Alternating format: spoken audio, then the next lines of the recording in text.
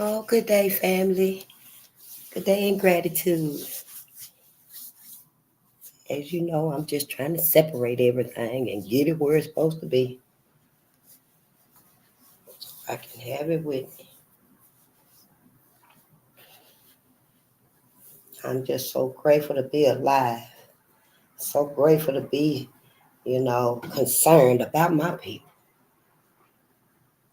It's been hard though to, you know, accept it. Been kind of challenging. Just accept, that we hurt. My people are hurt and my people need healing. It's been very difficult to just see us. Sometimes I can't imagine how did I even, live my whole life not even seeing and being concerned and knowing about my people. That's me personally. I mean, I know distraction, it's been on all of us. It still is. But, just to think that when we all do this, it leaves all of us vulnerable. It leaves our babies vulnerable. It makes you feel guilty. It's bittersweet, I guess. It makes you feel guilty. It definitely open your eyes. I mean, as a Black woman in this society, in America, it definitely makes you think and wonder. It makes me think and wonder, you know. I don't know. It's kind of like a love-hate relationship we got with white America. And we ain't never just left, got away from their asses. We just, hang around and hope it get better. Keep the hope. Just keep the faith. Just keep the faith, Black America. But, as we all know, it don't get better. It takes some effort to get better. A lot of times, that's not the case. That's not what happens. And that's with white America. White America ain't made no effort to do right by us. Just ain't made no effort to do right by us. They know what we've been up against. No, white America didn't do it, didn't do these laws and let them go through, pass them through, but their people did. White people know that system is out there and they know what that system is for, and they do their part. Like Elijah McCoy's, his first invention, when he came back to the United States, because Elijah McCoy, I think he was born in Kentucky, and his parents escaped freedom. I mean, they escaped slavery to freedom. And once he came back to the United States and stuff, the only job he could get was in the railroads or something like that, the coal mines, oiling them.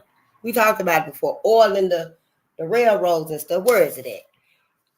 And he thought of a better way to do it. It took so much time to oil it, by hand and stuff. Then the cars had to stop. The railroad, the train had to stop.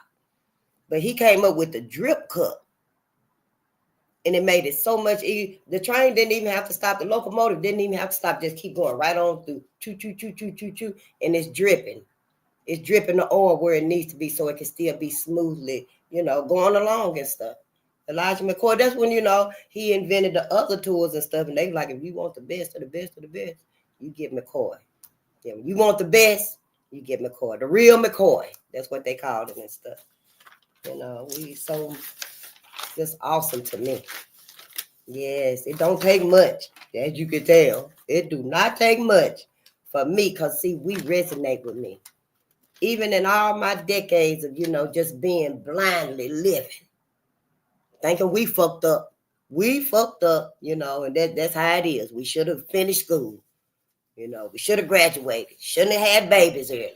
Shouldn't have started drinking. Shouldn't have started smoking. I didn't even see that there were any sabotages still left and operating, and set up.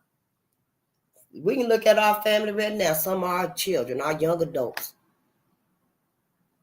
And we can see them. We ought to be able to see them sabotages right in front of them holes that they're going to fall in their life. And they're going to become some of the hardest obstacles for them to get out of. And we just can't afford that no more because of dedicated ignorance. We willing to let it happen, let it be. Oh, that's a lesson he got to learn. And that may be true. That may be true, but everything is different for us, Black America. We have to think and critique things, how they affect us as a whole. How do these things affect us as a whole? We got so much to learn. I got so much to learn from y'all. I can't wait till y'all get these science channels. Get these science channels. Because one thing I've always heard is we all the same. I forgave slavery too, I believe. I'm thinking about that this morning. I forgave slavery too. We knew what slavery was. I knew what slavery was. I didn't really know how horrific it was till I got older. But it wasn't as difficult to forgive slavery. It was a challenge, because I'm like, really, y'all did some shit like that? But now, the things that I'm learning after slavery, so much after slavery, and I just want to know for me, where did the self-hate come from? Why do we self-hate each other and stuff? Because, I speak to anybody, everybody. I speak to dogs. Yeah, little cute dogs out there look just like the owner. Or us too. They had them dogs so long, them dogs look just like us, and then we be talking to them. Yeah. Kojo, get your ass over here. Get over here now. I'm going to put your ass back on the leash. Yeah. Got them in the little buggies and stuff. And look at your little puppy. You got him decked out like you is. Color coding the dogs now. Just like white folks color coded them horses when they were Ku Klux Klaning up. Yep. I wonder, is that where that shit come from? Color coding. Because, we would dress alike. Is that where it come from? I just get to thinking this stuff. But thank you for being here, everyone. And this is Face the Nation. And we are on Bolden Unchained. And we are here to assist Black America. We're here to help Black America. Yeah, we're here to help Black America and Black media.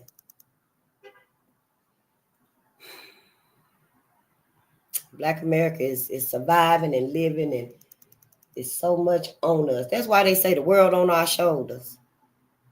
And we don't even know. Hell, I thought it was on our shoulders because we didn't graduate. We didn't finish school. We didn't do the things we were supposed to do. All of our parents pretty much told us, you got to do extra. You got to clean twice as good, run twice as fast, study twice as hard. It just have to be that little extra for us. And I was just thinking, damn, all of us didn't go that extra. But that ain't really the case. We do have our faults and take accountability. Because, yeah, it was all right with me when I was sneaking in them clubs, with them older folks and stuff. I didn't see no harm in. I'm sure all of us done things, and it was good for the moment. Oh, we had fun last night sneaking in that club. You see that old guy with that old lady that was sliding across the floor? Oh, it'd be so funny. But see, them be the sabotages, them be the setups that we do to ourselves, directly and indirectly. Yeah, we just have to open our eyes and just use discernment. Always be aware. Now it's situational aware more than ever for Black America. Y'all know what I think. And you know why. You know exactly what I think. But yeah, we're here to assist Black America. We're here to assist Black America and Black media with the uncovering of the many agendas, events, projects, operations, studies, codes, laws, compromises, and many plans they got out. It's a system. Systemic racism. It's a whole system. Yeah, it is, y'all. And it never stops. It never stops. It's like this system is using Elijah McCoy's drip cup to keep it oiled. But it's really not Elijah's drip cup that's keeping it oiled, Black America. When you think about it, what's keeping this system oiled? Probably many things, I'm sure it is. But I know our blood is one of them. Our sweat, our tears, anything that can give it a little wetness, a little greasiness. so it can ease on down the road. And everybody know this system is out here for Black America, for Black people. All over the world, we hate it. You know, all over the world, everybody got one thought about Black America. Why live your life acting like I love you, we want to be with you, spend time with you, when deeply inside you have the same mentality that, is totally, unquestionably condoning, the oppression, suppressing, oppressing, repressing. We just pressed. And I just want to know why everybody in societies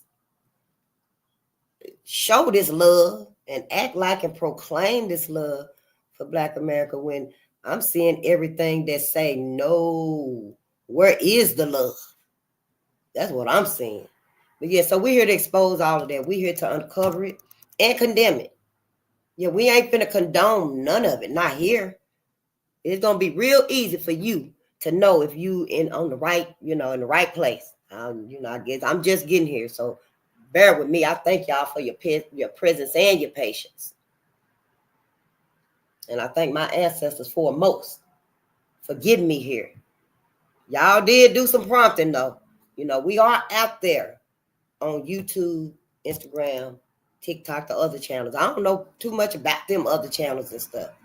I didn't even resonate with this technology.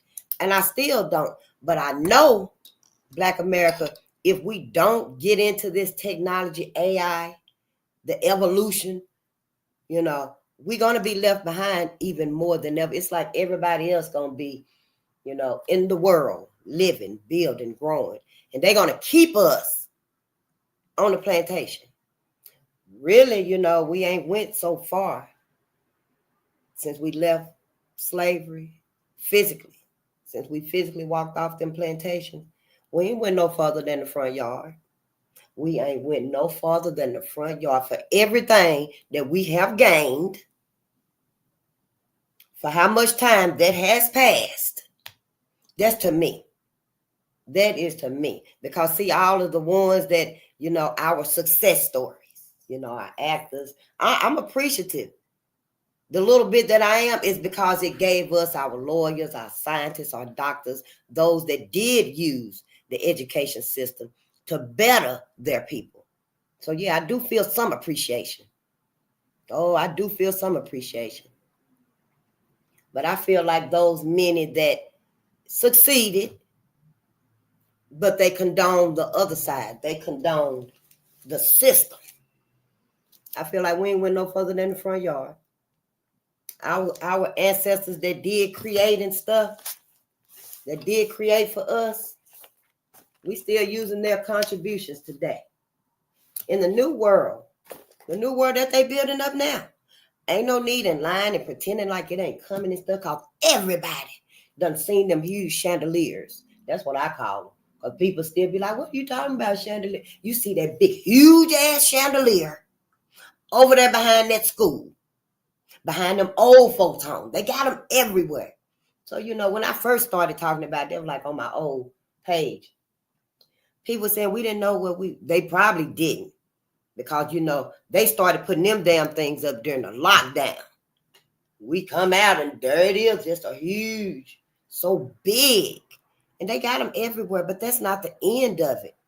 They got to put smaller chandeliers in your community. Every couple of houses, maybe every block, every half a block. Because, see, everything got to connect like a ripple. Like you throw a rock in a pond and the ripples, and then you throw another one and the ripples interconnect. That's how these cell towers got to do in the atmosphere. That ripple got to connect with that ripple, got to connect with that ripple, so that you and I, everyone, see, mankind done fucked up. Mankind done fucked up because everybody finna be under the ripple, under the radiation, the frequency, whatever these towers is finna put out. These 5G towers, I do believe that they are military weapons. I did a lot of research on this stuff, just reading for myself, because I was like, what the hell are these? But then again, then the people I was out with for the better of Black people in our communities and stuff, a lot of them, that ain't even true. No, we ain't doing that. We ain't even gonna talk about them things. It's harmless.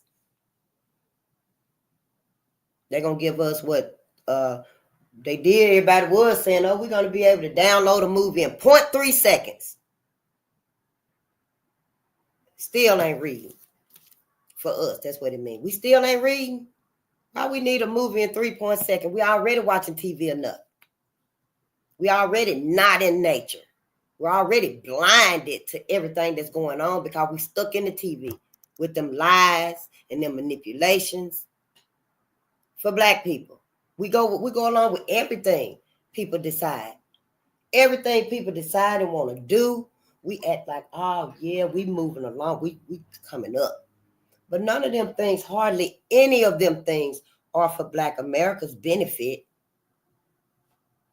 I mean, we done had all these babies and build businesses and, but it's at the condoning of white supremacy. As long as you condone this, you can do whatever you want to do, marry whoever you want to have. You can be wealthy. You can have your financial freedom. It comes with a price. Shit, I wouldn't want to be on the stage singing to nobody. I don't care if don't nobody hear me but my ancestors. If I know I got to get up there, and if I know to get up there, I got to forfeit peace, love, and happiness, safety for my people. Why is it so easy for us to do that to us? Because of dedicated ignorance. We've been taught to do this. So we do it. We don't question it. We just do it. With Trayvon Martin murder by George Zimmerman, y'all, I knew that was Trayvon screaming for help. That was in 2013. And that's when I started to notice that, hey, because the news, I was sitting there with my family, and the news was the trial, George Zimmerman trial. And they were playing the 911 call. I said I was going to look that call up again and listen to it again. But it don't matter because it showed me what I needed to see. And that is that white America, the media, mainstream media, which is white America. It ain't our media. We got Black media now. I don't even know how long we've had Black media, but we got it. So use it. Go to it, find it. But we were listening to the trial, and they just started saying, this is George Zimmerman. It was screaming, help, help, help me. They were running. But they only said it twice. Help, help. They only said it twice. But I knew in my heart, y'all, I was like, that sound like the kid. That sound like Trayvon. And then I was like, if he had got that third help out, he would have been like, Mama. Because, we'll say help a couple of times for anybody. But that third time, we know exactly who we need to call. We calling for Mama. I knew it, y'all. That's when I said, these motherfuckers done sat here and told us. The whole nation, the whole world probably was watching George Zimmerman trial. And, the internet, Facebook and stuff was talking about it and stuff, And where I was at, because that was in Florida, I think, when George Zimmerman and Trayvon. Where I was at, where I'm at now, was in Minnesota. And Terrence Franklin had been killed. Ooh, I don't think I'm supposed to say that. Supposed to be killed by, he was killed by the police. And that's why I was going to donate some money. I was like, yeah, let me go get some money to this right here for the people. I didn't know it was, a huge fight, the awakening. Yeah, the awakening, Black America awakening had begun.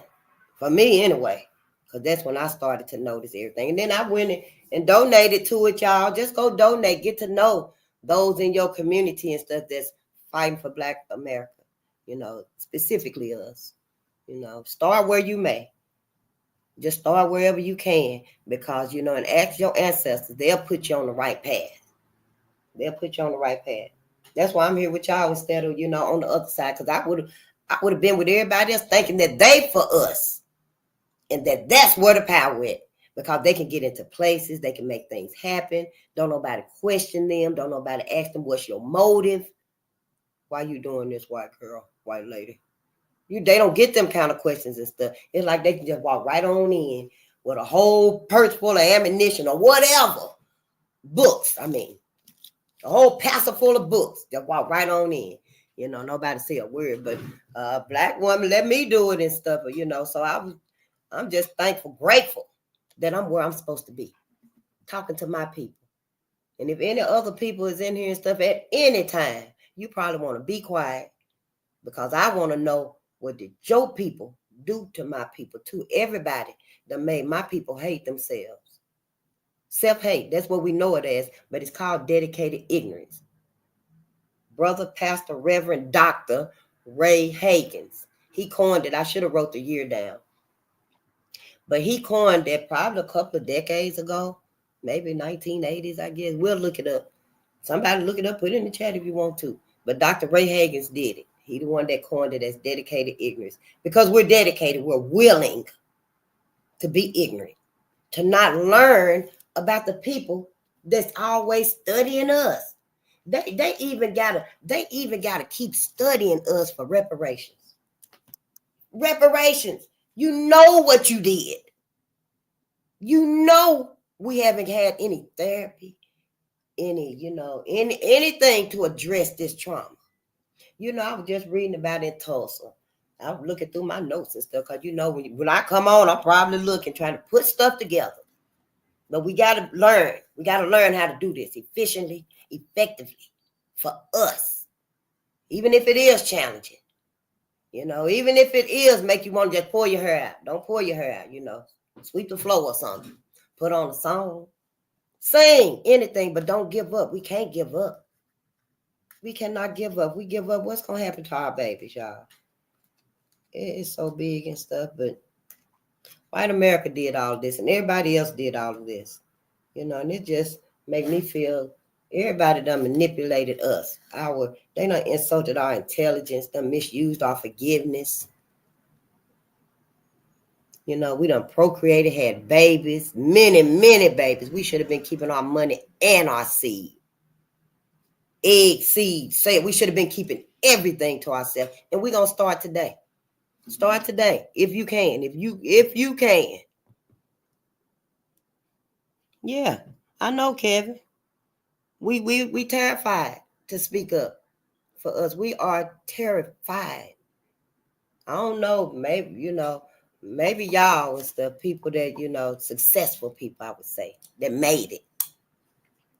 Y'all children might be okay with reading, but all of us ain't. Reading is still like it was then. If you would think it was. You'd be like trying to get your son or your daughter to read, and honey, you think we were back in slavery. You can't read. You literally don't know if they gonna, just spaz out, black out, because you want to read. You trying to teach them to read. We got to read. Let's read this book. And they so against it. They so against it. And it just make me feel like that. I was at the when I was going through all that tooth pain and stuff, and I had to get that tooth pulled, and I went into the doctor, the dentist, and them motherfuckers, when I finally got there, because I was having high blood pressure, so they gave me the blood pressure medicine and stuff to take, because they couldn't pull it while my blood pressure was high. But I'm really active. I don't even think I sat still this long. Y'all, that's why I be jumping up all the time and stuff. I don't just sit still. I walk and read, Yeah, I walk and chew gum, and then I spin around so I can see who the hell behind me. I just always been like that. So they were like, we can't pull this tooth because your blood pressure too high. And I'm like, okay, don't pull it. I don't want to die right here. I don't want to die right here trying to get this tooth pulled. So I took the medicine for like 3 weeks, and I got the tooth pulled. And then them motherfuckers, they tricked me again. They were like, well, these other two teeth, they're hurting too. They bad too. They got to come out. Eventually, they're going to be just as worse as this one. And I was like, oh, because they done did all that numbing and stuff. That what's going on. That's why it's hurting so bad. Take their ass out too. They done took all my teeth. They done took all of my damn teeth in the back. I be sitting up here talking to y'all and done bit down on my lip. Get there. Yep. Especially if I was eating something. You know, you still got a little piece of something. I ain't even got no teeth. It's just right there. Now, bit right through my lip. Don't let them folks pour nothing out of your mouth. Black America. Everything across the board, y'all, is set up against us. I know it might be funny, but honey, it ain't. When your ass look up and be like, damn, they done took all my teeth. Because, see, I didn't know our teeth, the nerves, go up to our brains. Yes, we're supposed to keep our teeth. Fix your teeth. Our bodies heal itself. We stop eating fast. Start fasting. Start fasting. I think it's after 24 hours, your body start eating on itself. Now, it's not going to literally eat up your organ and your liver and, you know, stuff like that. It's going to start eating the cancer, the cells and stuff like that. I got it wrote down somewhere. It's called autophagy, AUTOPHAGY. I might be saying it wrong. I couldn't say Caribbean for years. I was saying Caribbean. Yeah, it's just words like that and stuff, you know. But yeah, that word autophagy. After like 24 hours, your body starts to eat the cancer cells, whatever's ailing you, whatever's ailing you. Yeah. So, you know, I'll fast now. I done started, you know, being concerned with what I'm eating and what I'm ingesting, because I know ain't nobody got to tell face that, yeah, we are targeted still. People just, you know, white America. And white America failed to realize that it's the G, the good, is getting everybody. You know, white America had plenty of time to take on John Brown's mindset. White America wanted to be like they are. It's just now, within the past few decades, I guess, white America feel like, yeah, we all one. We're all one. But they ain't always felt like that. And they just feel like this now, the past couple of decades, because they realize, oh, Black America is waking up. Black America is still studying, still seeking their liberation. Black America is still seeking their freedom. Oh, my God, they're reading. They are literally reading. White America knew this is where Black America was heading towards. So now it's this, you know, even though we knew back in 1865 to 1940, racial violence in Kentucky, 1865 to 1940, when Kentucky told Kentuckians across the whole state, and it may have been when we get to reading other states, it may have been that same time that they did the same thing. All white folks, all white cultures in these states and stuff, let's stop doing these things to Black people, because we need people to come to our states. We need people to come here with their business, bring their families, have babies, you know, go to schools and stuff, build up your businesses and stuff, you know. Let's make this a nice state, a welcoming state. That's what Kentucky said. And so white people, they finally did in Kentucky. They finally did, after very similar horrors, just like this, after slavery. After slavery. So much has been hidden and manipulated against Black America. So see, that's why I'm like, you know, I agree with my elders. We ain't got no friends. We ain't got no friends. I know we think we do. Faith, we've been married for years. That's just a mission. A lot of times it's just a mission. Sure is. What if you had to put up with to keep that marriage going? What if you had, just like when I was telling y'all about the movie Passing, and I watched it with my teenage daughter some years ago, about 2 years ago, a year ago, and trying to get her mind. Just sit down and look at some stuff. Sit down and look at history, what's happened, why we in this situation. Because, yeah, my babies too. They can't sit down and watch this unless they at my house. If they not with me at my house, when I'm at their house, that's what I'm finna put on. If I can't put on what I want to put on while I'm here, I can kiss everybody and leave. I love y'all. Y'all be together. Be good. Don't be over here fighting and shit. Don't call me back because y'all done got into it. You know. But yeah, my presence won't be around. I will not allow myself to be nowhere where it ain't to the benefit of my people. No, I'm not going to do it. If I ain't got to be there, no. Now, you know, you be out at the doctor's office and stuff, you know they got everything on TV that ain't telling you what's happening to Black America. You know, you got to sit there because you at your doctor's appointment. You at your baby's doctor appointment. You know, I'm not talking about like that. I'm talking about, you know, just sitting out at the restaurant eating. You can get your ass up, go home and cook you something to eat. Here, Black America, they've been feeding us cat and dogs anyway. I don't even eat Chinese food no more. I rarely eat regular food. Ain't nothing in my refrigerator. I got a whole freezer full of food that's froze. Yeah, I guess I'm keeping it for when the shit hit the fan. I can feed somebody with it. But for me, I need to have an inside garden. So I can go pick me some stuff here and go in there and fry it up. So can I'll be out, see somebody out there, yeah. Let me stay right here. Let me go get you a bag of potatoes and, you know, maybe some carrots. You go home and fix that baby stir fry. We got to do things, y'all. It's coming to a head. I can't even express it to y'all because, you know, if I could, I sure would. I did not get here to sprinkle sugar on what's happening to Black people. If I could tell y'all exactly what it's going to be, I will. You know, I don't see how folks could have did that to us, all that they've done. That's why we got self-hate with each other, dedicated ignorance with each other and stuff. Because that's what folks have geared us towards. Everybody has steered us towards that. Karen acting like she your fucking best friend. You and Brad going out working together and stuff and getting hoes together, you know. All of that right there was to keep Black America from being focused on Black America. You know, we got to quit being so gullible for these folks and see them for what they truly are. And those that really love, I really love y'all, face. How could you say those things? Then, damn it, why you ain't been out here speaking to your people? Telling your people, look at here, either you got a conscience and a soul or you don't.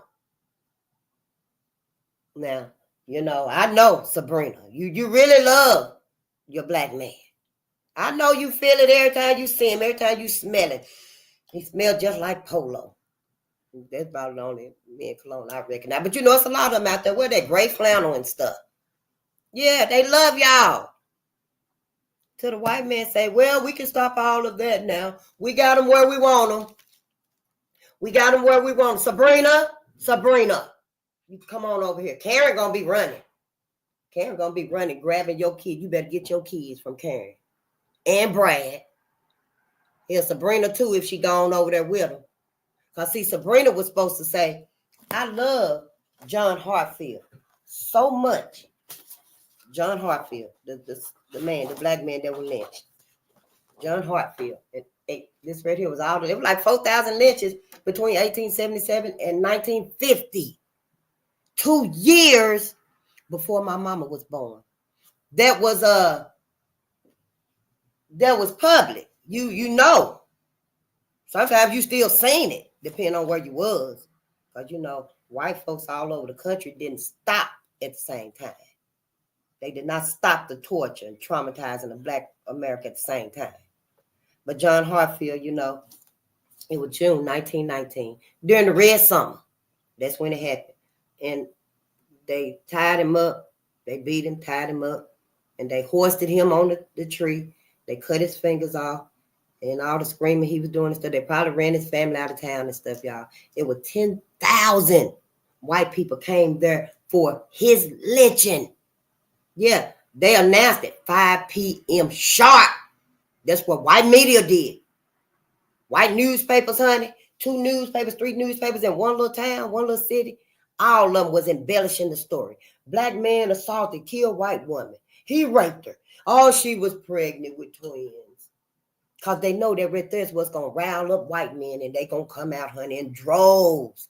So white people coming out in throngs. White media, the newspaper, will let them know. Lynching in 5 days to give white folks time to get wherever they were coming. The first story I read in the first book, it was like 5,000 people. As we get to reading, it's 10,000 white people, 50,000 white people. One lynching had 100,000 white people. They came from all over, y'all. They's in a little rowboat. They walking, running, jogging. Got the babies with them. Some of the white women were pregnant. They letting schools out so the kids can go and see the lynching. It's pictures, photos. You see the little kids looking up at the black man hanging. They did all this to John Hartfield. Then after they tortured his body and stuff, we don't know if he was dead when they threw him on that fire.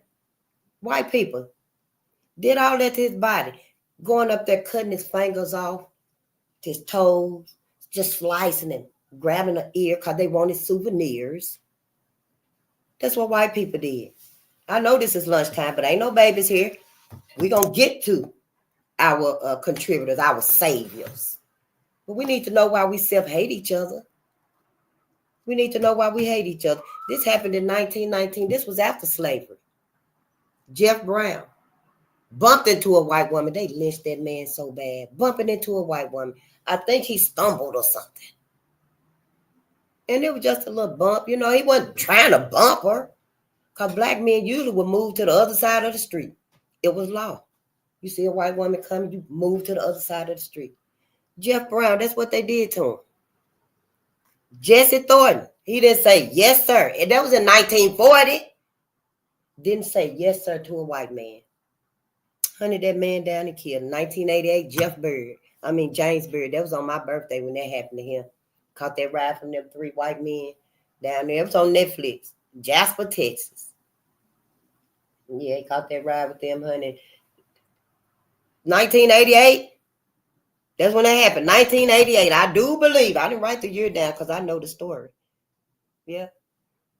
And he was just getting a ride home. Everybody knew everybody. In the movie and stuff, Louis Gossett Jr. was the sheriff. I know he wasn't the sheriff. He was a preacher. Or he held a prominent position in the city, in that little town. I don't know if it was the sheriff or was he the alderman or the preacher or something. But yeah, their family was very prominent. The black family was. And then, you know, when they found out what happened to James, because everybody was at home eating breakfast. And they was like, yeah, we eating breakfast. So we just waiting on James. And mama would say, don't you touch them grits. You wait till James get here. Everybody waiting on James and Hunter, the sheriff now. Yeah, the sheriff and them came up and knocked on the door and told him what happened. They drug him through the town in 1988. So what Kentucky did when they said Kentuckians, let's stop doing this publicly, it didn't stop nothing. We can't stop racism and white supremacy. White people have always been the only ones that can stop it. It's their people that's doing it for them.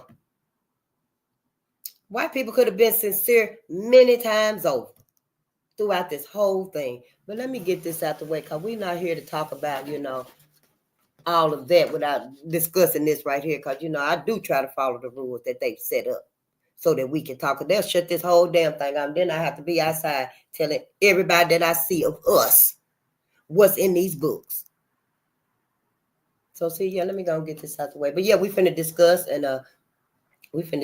uncover and critique. We finna condemn everything, the projects, the agendas. We went over some of the projects yesterday that I found. I was just looking for them. Tell me some more projects. And there they would. Boom, boom, boom, boom, boom. You know, we finna uncover all that. But we are going to use, however, a spiritual lens to look at all of this. Because I don't want to be here forgiving Carolyn Bryant. And I'm not, for what she did to Emmett Till. I'm not feeling set up here and be swayed by nobody to forgive what was done to George Stinney. Remember little George Stinney walking his mural home? Oh, he was so handsome, such a handsome little black boy, eyes so big and bright and shiny. And he was walking his mural home, and he waved at 2 little white girls picking flowers on the field, on the side of the road. They were picking flowers in the field. He walking his mural home. And I think it was some old pervert ass white men did that to them girls. Killed them girls. And they said George Stinney did it. And they lynched that baby. They didn't lynch him by the neck then. They beat him, tortured him, taunted him. You know, he couldn't do nothing but agree to what they did. So then they made him, he was 14, I think. They probably pushed him around some. I'm sure they slapped him. He wasn't physically bruised when I saw what I saw about him and read the story and stuff. But he had such a sadness in his eyes when they finally got him, because, you know, they was in there torturing him and stuff, probably wasn't feeding him. you know. But then they executed him.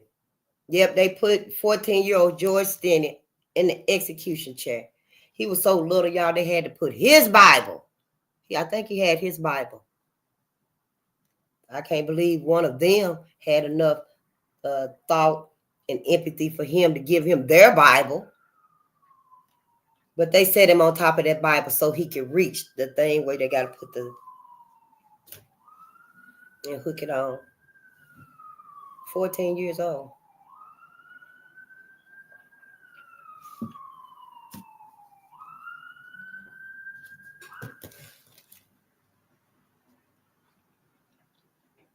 You're right, Kevin. We're not the same. And I've been studying about that too.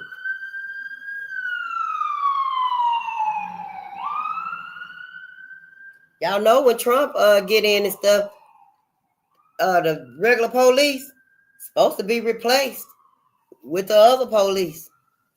Yep. Well, let me get my paper right here. Yep, and I think he be going for his inauguration on the 20th or something other like that. I don't know. I don't really follow politics, but I sure been wondering. Cause I went to Oak Street Broadway. And all the vendors was out there and stuff, and all the our peoples was out there and stuff, and the nonprofits, and they had the flyer on. When I find it, I'm gonna keep it out so I can show it to y'all. That same flyer on Project 2025.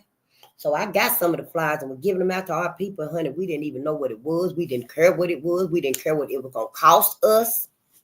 We didn't care that the Department of Education was gonna be rolled back away from us. We sure didn't. We were like, well, it's gonna be what it's gonna be. I ain't care what we gonna do. Yep. And then they were talking about the Department of Justice, Department of Commerce, civil workers, fired, job gone, replaced with unqualified people. And so I came home because there was some bees down there because the whole street was blocked off and there were bumblebees everywhere, y'all. And I've been slacking up eating meat and stuff. I'm doing real good too. I hardly eat meat now. I eat it sometimes every few days to gain my weight back, because when you stop eating meat, you got to eat properly or your weight gonna fall off. But ain't nothing wrong with that. You healthy. Your ass ain't sick. We got to change the way we eat, because it do be like, damn, when you switch up eating, but it's for the best. So, every now and then I eat some meat and stuff, not no pork. I still be like, I don't want no pork here because his ass ain't sweating. I do sweat, but, the pig do not sweat, y'all. All the toxins that pig is rolling in and laying in and stuff, it's still in the pig. So, yeah, I can do without that. But I have some chicken sometimes and stuff. And damn, it put me to sleep. I eat meat now and go straight to sleep. Yeah, we're not supposed to eat like that. We eating like white folks and stuff. We got to stop doing that. It's very unbecoming of us, very unhealthy for us. And that's like Kevin said, we're different. Everything is different. We even supposed to breathe different. We ain't supposed to be doing all this shallow breathing. We're not supposed to do that. We're supposed to breathe deeply from our diaphragm. It's a diaphragm. We're supposed to breathe deeply. It means something. But what I was saying about the police, Project 2025 will deploy the military for the use of domestic law enforcement against predators. And that's under the Insurrection Act of 1807. So while, I know y'all like, nah, face, we ain't finna see the military out here and stuff. Let the protesters come out. You ain't finna see nothing but the military. And then they might not leave. Wait till people find out. Oh, shit, it's really happening. Because, see, mankind and humanity is at stake now. And wait till people really find out about the depopulation, want to decrease how many people on the planet and all that crazy shit. All of that to exterminate black people. They just, depopulation just make it sound like, oh, it's something to blah, blah, blah. Something to not be weird about and stuff, but it truly is. I don't know. White America feel like it's an honor to do these things, to condone these things. I mean, I don't get it. That's why, yeah, I can agree with our ancestors that we ain't got no friends. We don't have no friends out here. Everybody's okay and just hoping that they survive through it all. That's why we got to give ourselves every chance to survive through whatever's coming. Because you know it's coming and you know why it's coming. Black America, quit fooling ourselves. We got to quit fooling ourselves. What are we thinking? People gonna come out and be like, oh, we got food shelves over here, clothes shelves over here. You need heat? Come and get you some heat. You need something in the wintertime to keep you cool. Come over here, we got this. You need stuff for your babies, your diapers, your milk. We got it over here. Everybody else might be getting these resources. But us not having any friends, who gonna give us these resources, Black America? Who? Those of us that do have solutions in place, like Farrakhan. I admire Farrakhan. Yeah, I know I struggle with it too. What the hell happened to Malcolm? And who did it? Who did it? See the games, Black America, because we ain't been faithful with us. We let white America, the government, we let them use us against each other. Then we don't know nothing. Their hands is clean. What about the black man that gave the floor plans to the Black Panther Party? Gave the floor plans to their house, their living quarters. Who he give it to? The FBI, CIA, somebody? What's that man's name? He killed himself, I think. William O'Neill. Is that his name? Many years ago, I had read about that stuff. But see, I was just reading and stuff. I didn't know. It's for a reason. We're supposed to know these things, Black America. We're supposed to know these things. I don't want us to fight because we got to confront it. What we going to do to heal us? They ain't even had healing. White America is not healed. White America finna snap again, finna come out the bag on y'all asses. Yeah. Because Black America is in another awakening. We didn't decide this awakening. We cannot stop this reawakening. This was the first awakening. I didn't even know. I didn't know about Red Summer, the summer of 1919, and the awakening of Black America.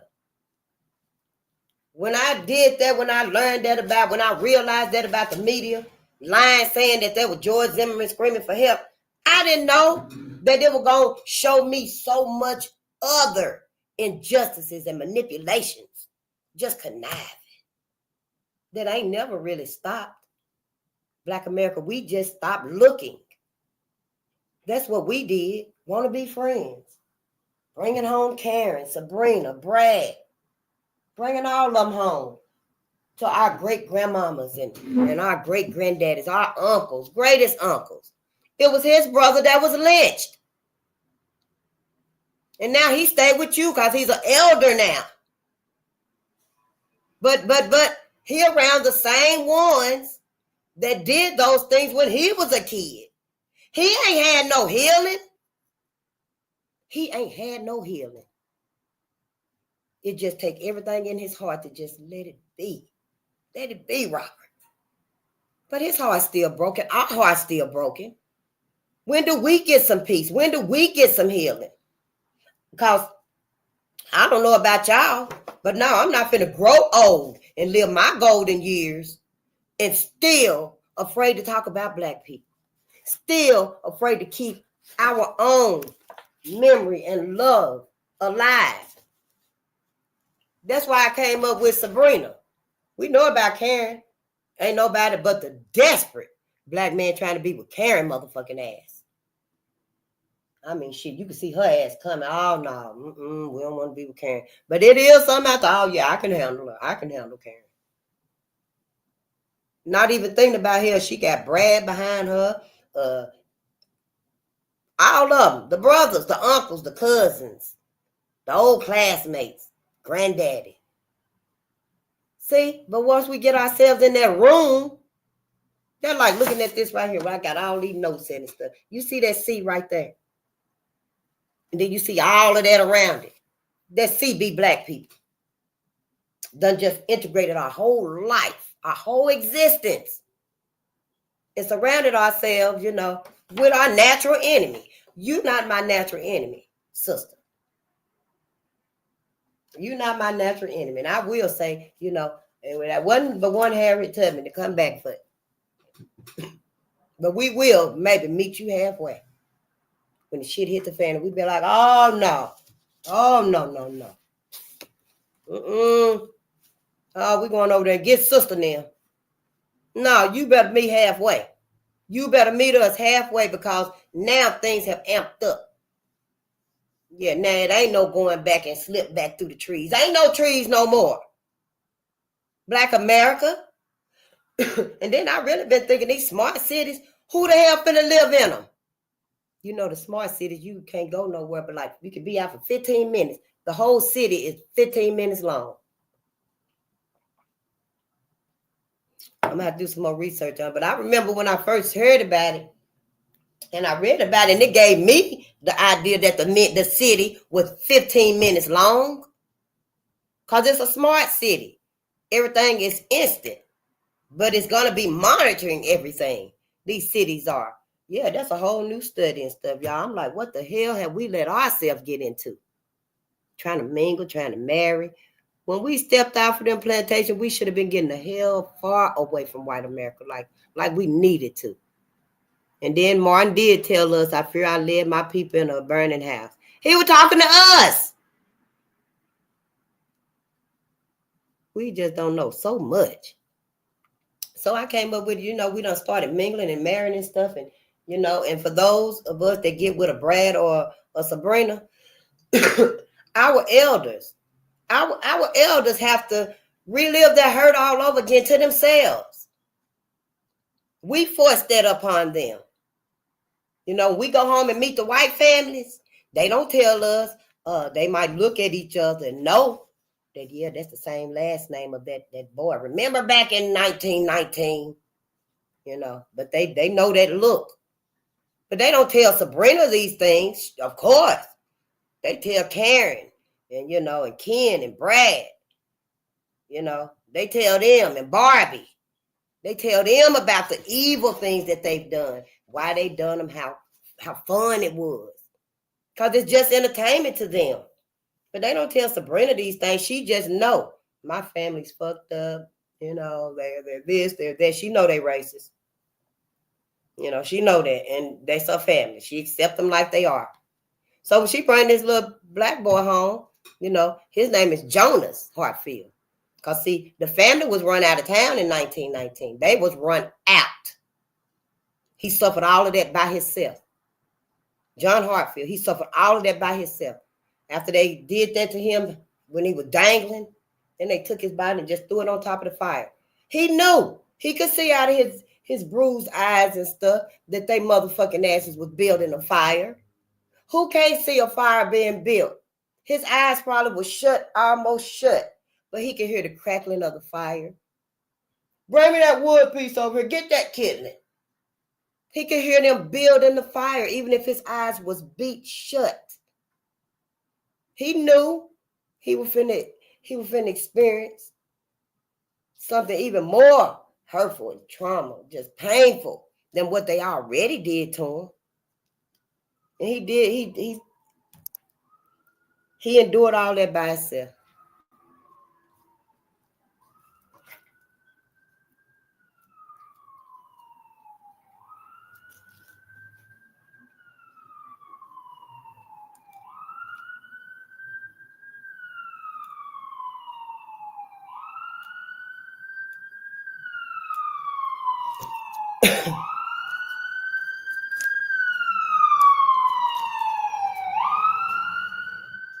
But he endured all of that by himself because they ran. And, Black Americans run out of like 50 towns and cities. 50! Run out! They beat black folks to get out of Oregon. They literally had to beat black people to make them leave Oregon. Dr. Joy DeGrasse, I love listening to her. Dr. Frances Cress Welsing, I love listening to us. I don't care who it is. Put them on. Yeah, you can put them on, honey. One after the other. Back to back to back to back. It's got to be our lifestyle so we can learn. Now, we ain't going out here trying to avenge nothing. Them days is over. Ain't no avenging nothing. Black America. This right here was after slavery. We couldn't even avenge ourselves then, and we were free. White America wouldn't even sell black people guns. And they knew white people is they coming. They riding. White folk were breaking into the gun shops and stuff, stealing guns, knives. They were stealing everything because they were going out attacking black people. You see 5,000 white folks going to a lynch mob, going to a lynching. 10,000 white folks going to a lynching. They all breaking it along the way. They breaking in hardware stores, department stores, anything that might have weapons, because they all finna attack black people on the way. A lot of black people got caught in the riot. They was on their way from work, on their way from the doctor, the hospital, going to work, just out, been at the movie, been to see their girlfriend, just living. Next thing they know, they on the trolley, white folks yanking black people off the trolleys and stuff, pushing the whole trolley over, pulling the wires out so it won't go no more, you know. White folks, and they getting ready to do it again. I don't know what's going to set them off. Hell, I'm just now finding out. Whoever knew these things shouldn't have never stopped telling, should have been telling it from the rooftops. Somebody should have been telling it from the rooftops instead of acting like it's over, it's done with, because it ain't. It ain't over and it ain't done with. You know, so for me to sit here, I can't just act like it's okay. All I can say is you better get them mulatto babies. You better get your babies and take them with you. Because, honey, when that white mother, Sabrina, she probably going to fight to the death so that them folks won't get that baby. But they going to get that baby because, first of all, that baby going to be having the color to it. It's going to have a little tint to it. Probably going to act like the black people act. Especially if the mom and the dad is still together. And when the shit hit the fan, she go back over there with them. And black people go back with black people. All I'm saying is, sister and brother, get your kids. Get your kids. The things that white folks did to kids. Oh, let me get this out the way. Yeah. What is it called? The copyright disclaimer, because you know they came up with that. Copyright disclaimer under 107 of the Copyright Act 1976. Allowance is made for fair use for everybody, anybody, you, me. All of us can do this. Yeah, all of us can do this. Even your kids, your little baby, your daughter, 10, 12, 15, you can get her a channel. She can start reading these.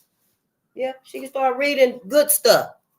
Not no traumatizing stuff, because her audience is going to be the youth. Sarah Rector. You can find some books that are knowledgeable without being traumatized.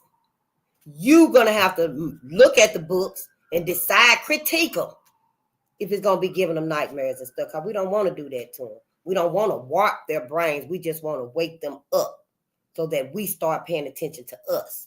And we can do that now because of this. You can do it at home anyway if you want to. If you're out, you can do it. But for something like this, I guess being on air, you know, you got to do this. So we do. Copyright disclaimer under 107 of the Copyright Act 1976. Allowance is made for fair use for purposes such as criticism, comment, news reporting, teaching, scholarship, and research. You can do it for all of those things. And here we're doing it for criticism and comment. We condemning everything. And we teaching. And we researching because we looking up some stuff. We got a whole lot of other stuff that leads to stuff that we can research because it's all lessons that we need to know. Fair use is a use permitted by copyright statute that might otherwise be infringing.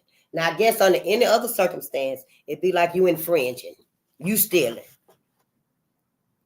Your own history. They say you're stealing it.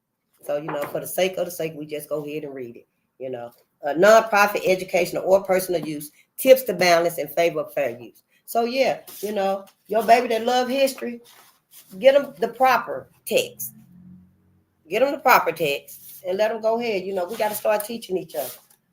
And I can't even stress it enough. We don't want to traumatize our babies. We don't want to sway them you know. But we do want to let them know.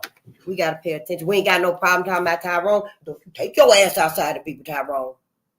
Don't you? I better not look out that window and see your ass with that boy. We ain't got no problem with that. No problem whatsoever. But then we sit there and let our babies feel so comfortable and safe with Ken, Becky, Barbie, Sabrina too. Sabrina might not cut her finger off. But here, what's she going to do for her family that do these things? Cry?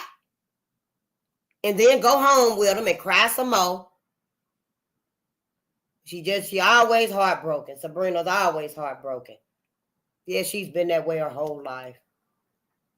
She's been that way her whole life, but they ain't going to say because we hung her black boyfriend. We did his ass. We did him good. Yeah, that's Sabrina. She's all right. She's just got problems. She's all right. She's a little mental. But she won't say nothing. She ain't going to say nothing. She ain't going to say a word. Nope. Probably go get her another black boyfriend. Times have changed. That's who she like. Times changed. And long as they were like, all right, Sabrina, we won't bother him. But then when he get over there, they taunt him and shit. Yeah, so you a Hartfield too, huh? What you say about that, Jeff? Oh, sir, I'm not Jeff. My name is Jerry. Oh, yeah, Jeff. You know, all the taunting and stuff. But she don't tell him that's why they call you these names and stuff. They ain't getting your name confused. They know exactly what your name is. And they're like, just like, you know, me. Instead of calling me faces, they be like, oh, leg, come on over here and sit down.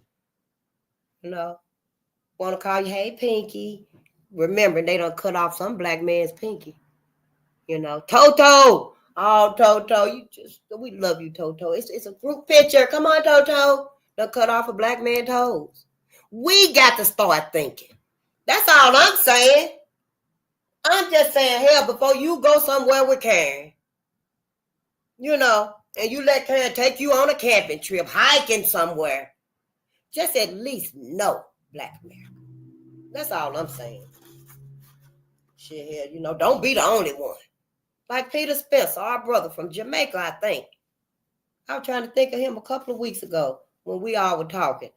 And he worked. He had a wife, 8 months pregnant, and he worked and went on a camping trip with a whole bunch of white people. He was the only black.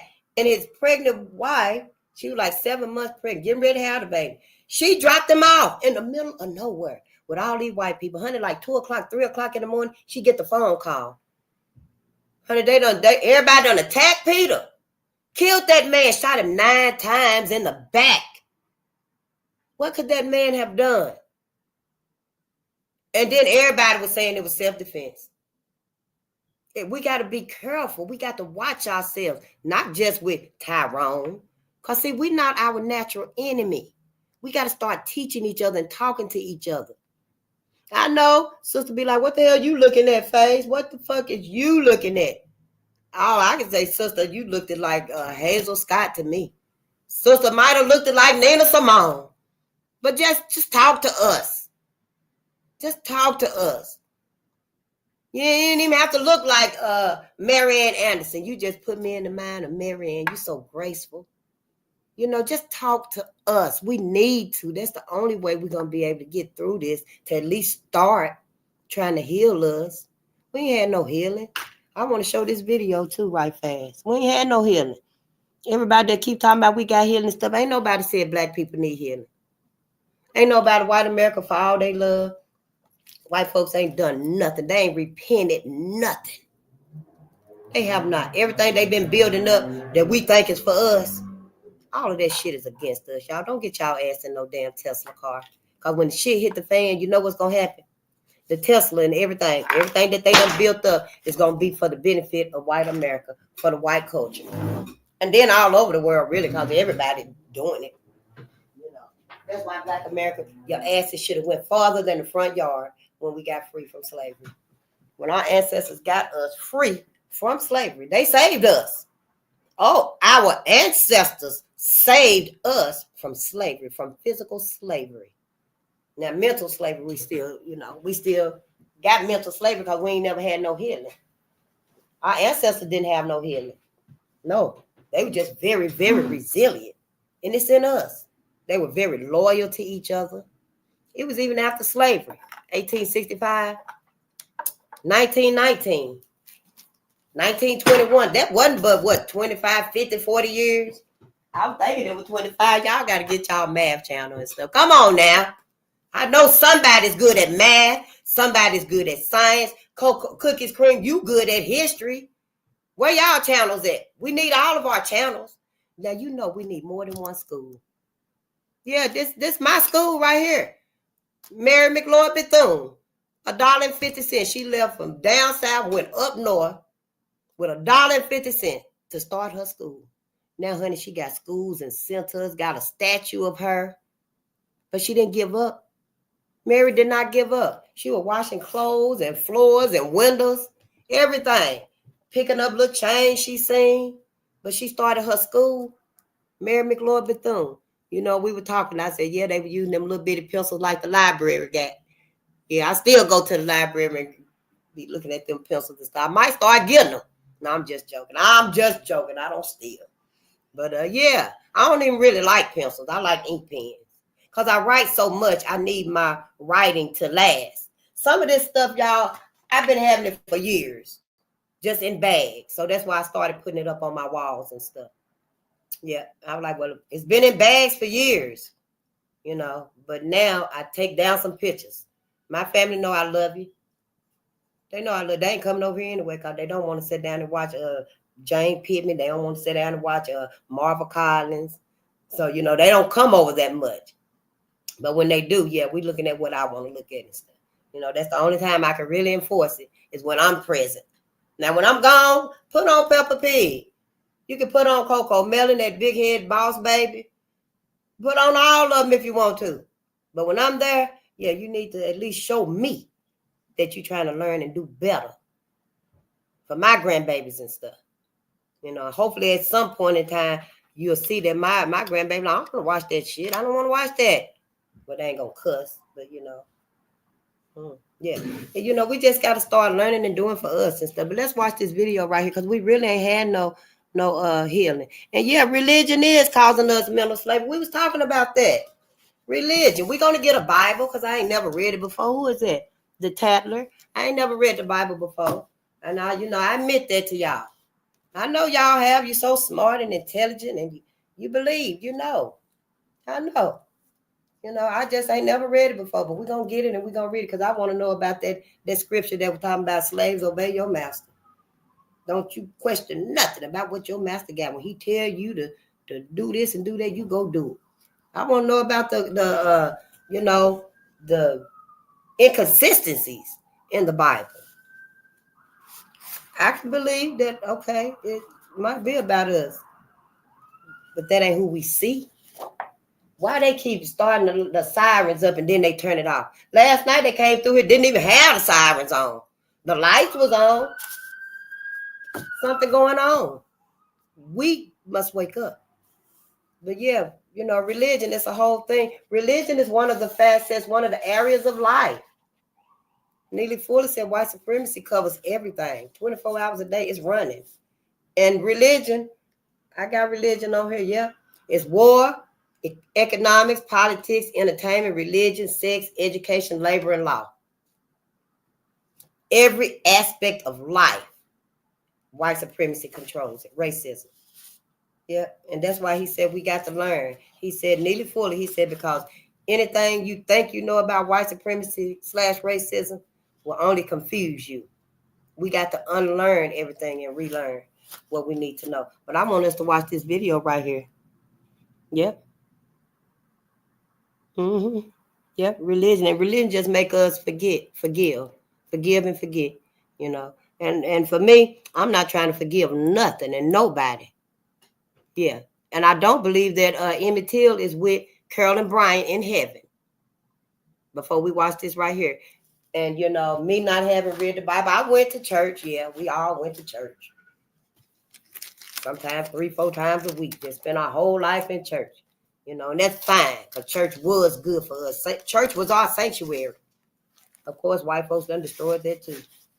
And on that note, I just want to say, y'all better go get y'all money back from all them years of tithing before everybody catch on that, the church has been lying to us. I know I got pastors in my family too.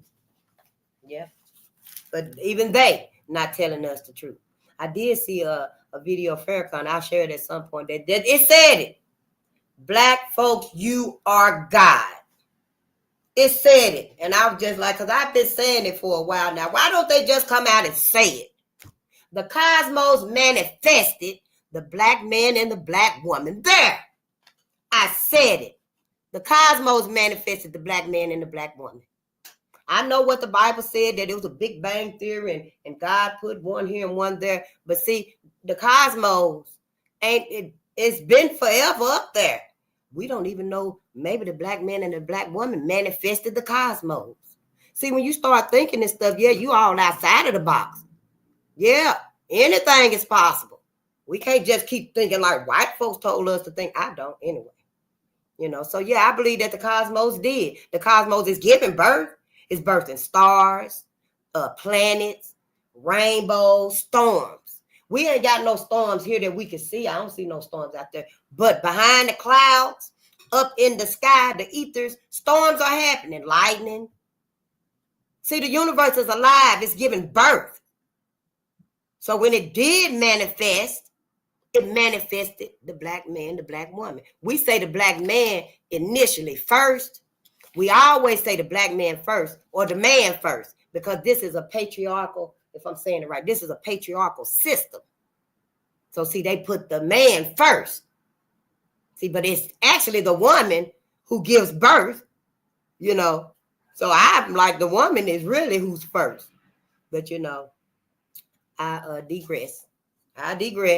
Just okay. We take this one step at a time. So I can believe that the cosmos did manifest the black man and the black woman, which would be goddess, God, and would give birth to God-ren. See, I know I try not to tell everything and stuff, but when you get to talking and stuff, we at the end. This the end game right here. Ain't no need keeping no secrets no more. Not from us. Well, we're going to wait till white America tell us what's really going on, what's really going down.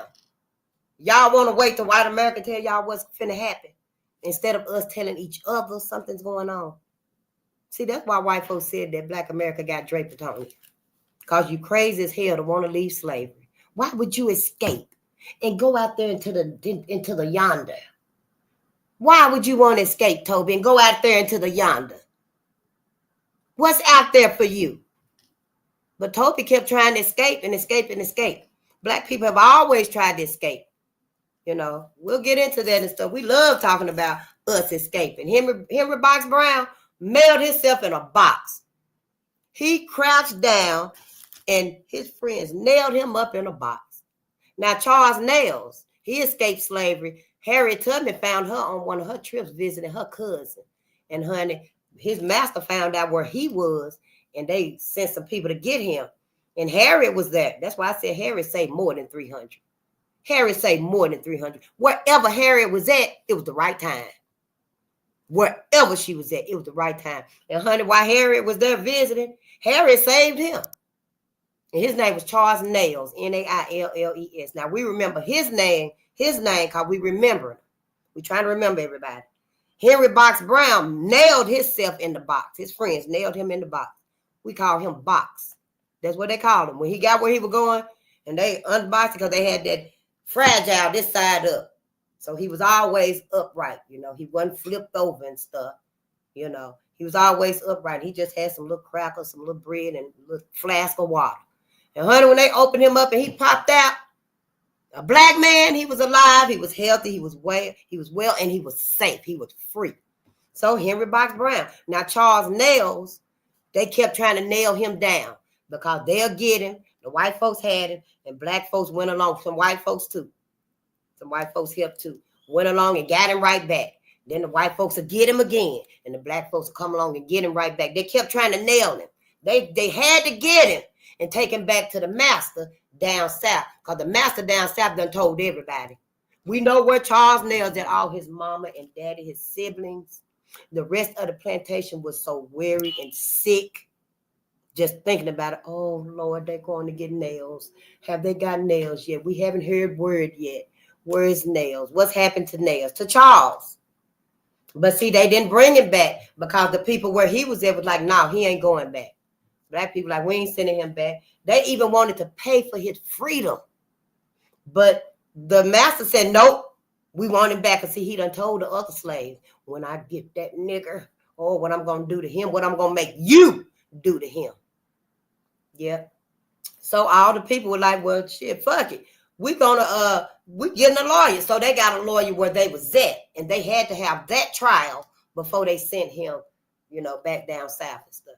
Oh yeah, beautiful stories of us fighting back, escaping slavery, trying to get away from these people. And then we come along the latter generations after that, and that's where we want to be. We want to stay with these people. But like I was saying anyway about heaven, I didn't know either, y'all, because I just went through that whole thing. I have not read the Bible, just a book. I read Ruth. I didn't even get through Revolution, the last book. Is it Revelation? I didn't even get through that book. But I'm going to get it, and we're going to read that together. Y'all can tell me and stuff. I got my little scriptures that I want to know. Been having them for some years and stuff. But this man, his name was William Joseph Simmons, y'all, and a loser. He was a colonel. Just found out last night that the man was actually in the military. He was a colonel. But when I was reading about him and didn't say nothing about that, it just made it seem like he was a damn loser because he failed at being a minister. He tried to sell insurance and failed. And it was something else he tried to do, and he failed at it. So after the brutal lynching of Leo Frank, and we got to look that up. These are all lessons. This is like a class. Virtual class, I guess. Virtual school. We learned about that when the shutdown, the lockdown and stuff. So the brutal lynching of Leo Frank. Then he watched Birth of a Nation. We're going to have to watch that. I started watching it, but I didn't finish it. I don't even think I got halfway through. It's a silent movie. Birth of a Nation.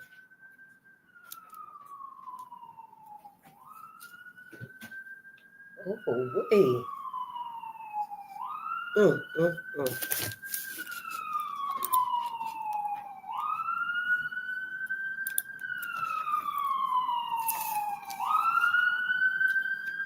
Yeah.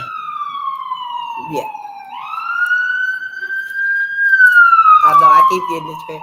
If anybody needs to be in them flying cars, it needs to be the emergency personnel.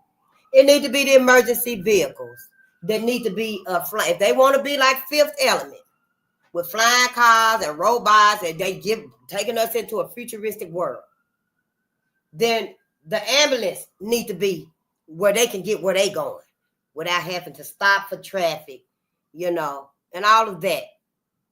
And it's quicker. It ain't like they're gonna be way up where the airplanes are that's going long distances. They don't have to be way up there and stuff. I mean, where the airplanes at, where everybody gonna be crashing into each other, because it's gonna be some crashes. It's a whole new infrastructure in the sky. What the hell? Who are these people? I'm serious. Who the hell are these people, and why are we going along with it? Nothing of it is pro-life. Everything is anti-life. I mean, from the very beginning, everything's been anti-life. I don't know. Everybody else want to look at the 1,000 garden snakes. But I see nothing but the million boa constrictors, rattlesnakes, poisonous pythons. I know it's a whole society out there, a whole world out there facing. Everybody is not like this. It's not like this right here. No, but everybody's condoning it. See, everybody is condoning it. Because what things you want everybody to tell black people to get the hell away? Yes. Tell black people you're losing your mind. Our insanity is because we won't leave.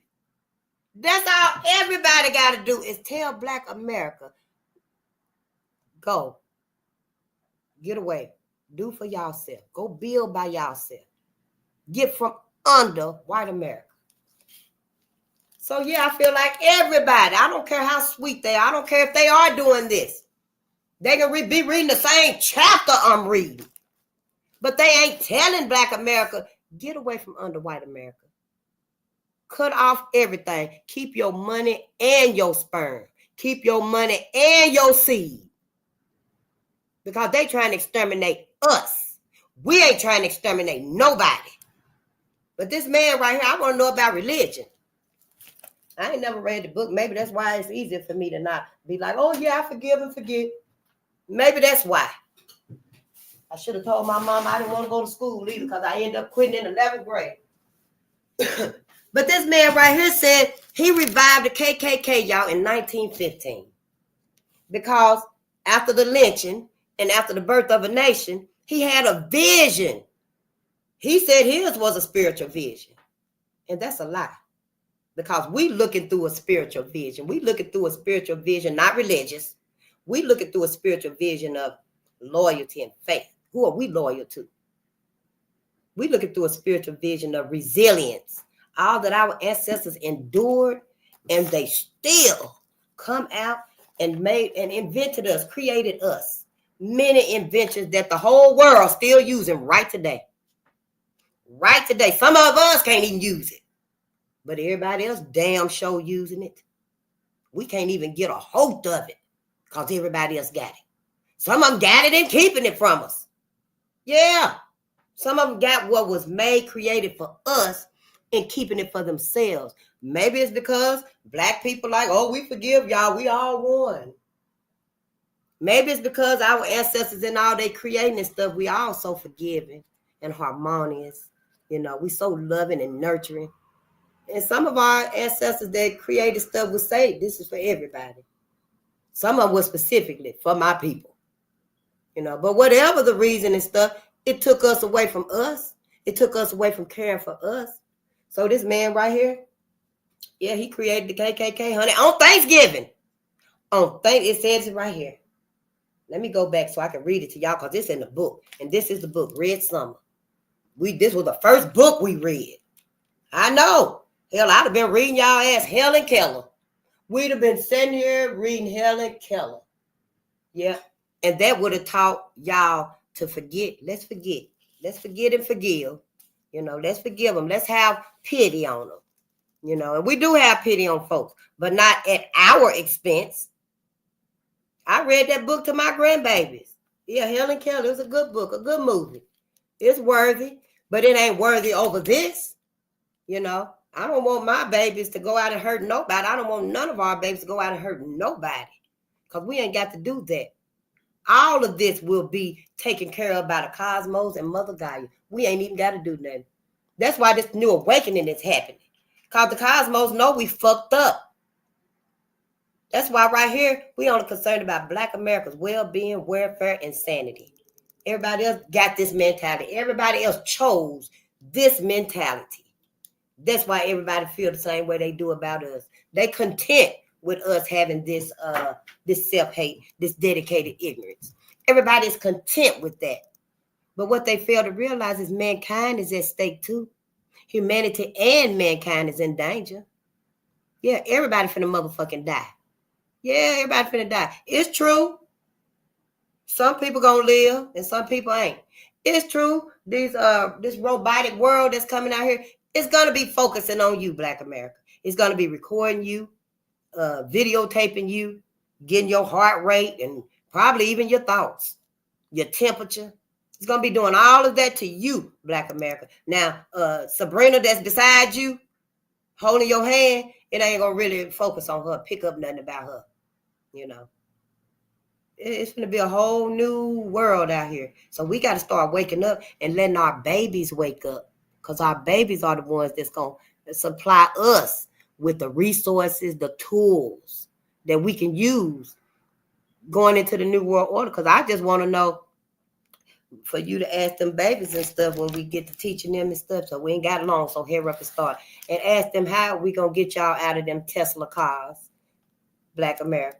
So don't get in no Tesla car. You get in a Tesla car, and you ain't gonna get out. Look, this right here. This is Willie Brown. They threw him on the fire. Willie Brown. Look at all them white people right there.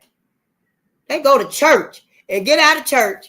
They went to church and came out of church and hunted down Mary Turner and beat that woman, hung her by her ankles. She was 8 months pregnant because she was in the town square wanting to know who done murdered her husband. Yeah, and they did that. And so, John wasn't the only one they threw on the fire and burned.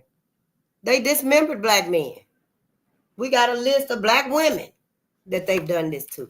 So, let's not act like all of this is a lie. Let's not act like, oh, you trying to start some shit. The shit already been started and it's smelling. See, it's already been started. It's already been divided. I'm not dividing us. I am not dividing us because you can leave if this ain't resonating with you. This is either gonna resonate or it's gonna irritate. We make it very easy here for you to decide whose side you on. Yep, it don't even take long. I just be on here talking and stuff. Got so much I need to give out. Look, need to be in the sky. Oh, my ancestors, they ain't even moving out the way the people ain't. See? Exactly what I was saying. They ass is still like this in the street. Y'all ain't nobody pulled over like the Red Sea or nothing and let the fire truck come through. Not the big fire truck, but the little red truck. The red fire truck. The little pickup. Red fire truck. They need to put them in the sky on the airways. Why put regular vehicles on the airways? Why? See, all of this is anti-life to me. But let's get back to this right here about heaven.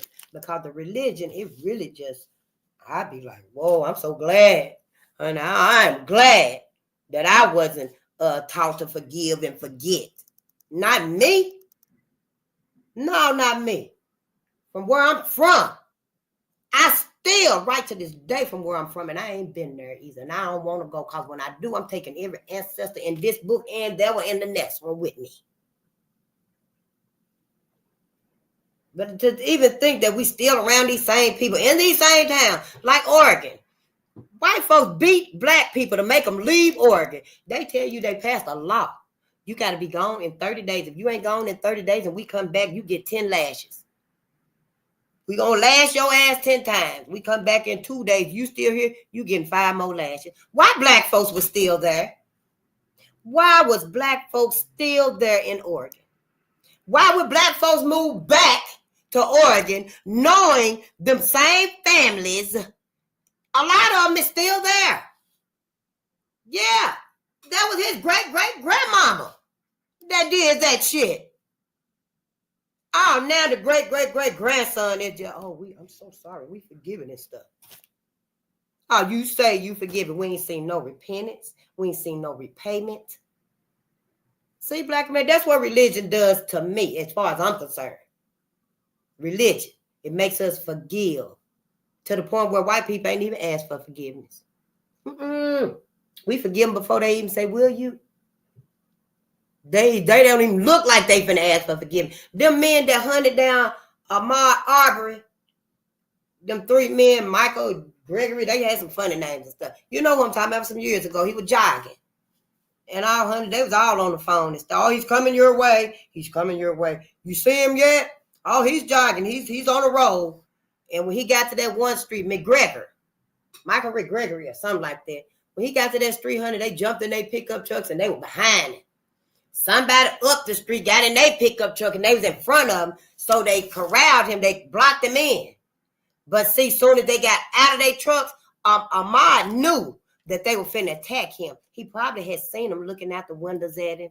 They probably was in their yard washing off the cars or whatever, and he jogging by. And he probably noticed that, they watching me. They know. But he didn't think that was finna happen. But it did. Everybody got this mentality.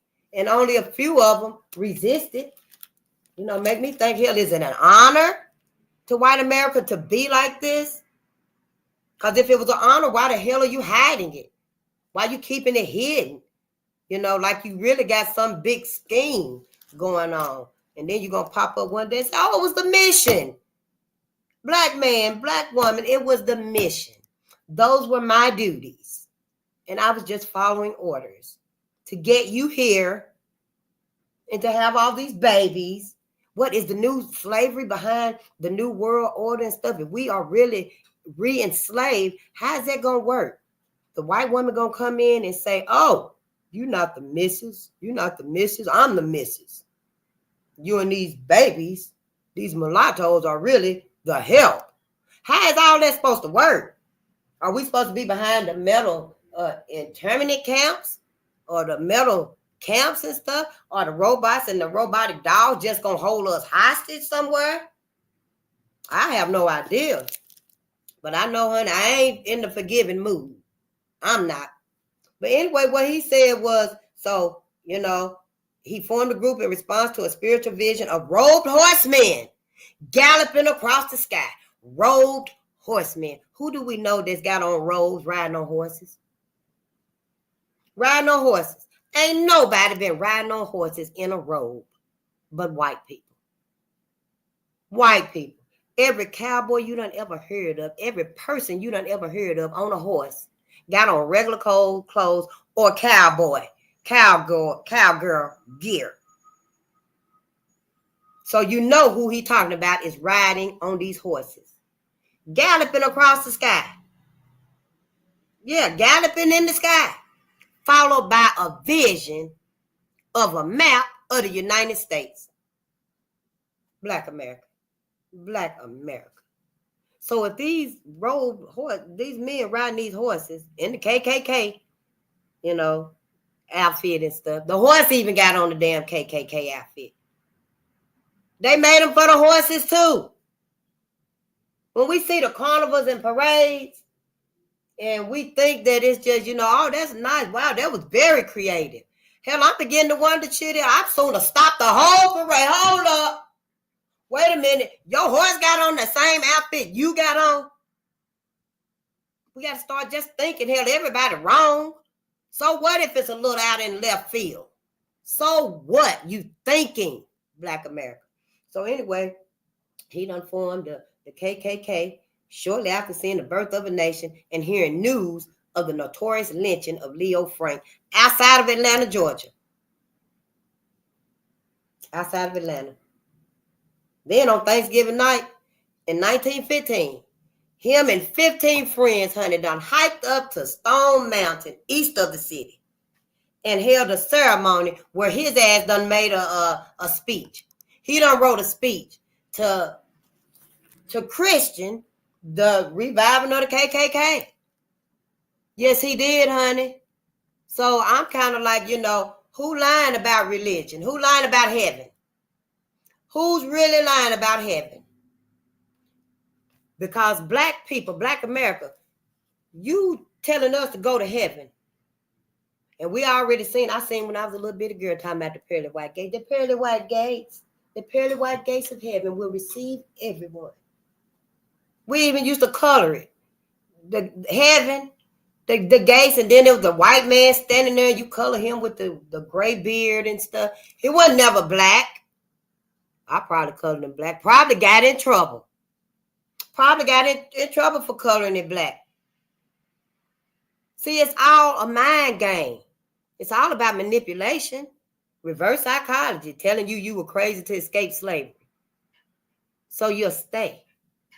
Making us think that we part of the inclusion of life and society. We ain't included in nothing. We ain't included in nothing. You better not try to get included and go build up your empire. You better not. You know how they got Macy's and stuff, or these big conglomerates.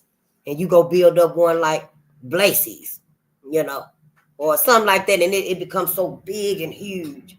But you don't condone white supremacy. Oh, you're going to be a problem. But that's what that man did. So I'm kind of like, I'm pretty sure I'm not going to heaven. I'm going to the afterlife where my ancestors at.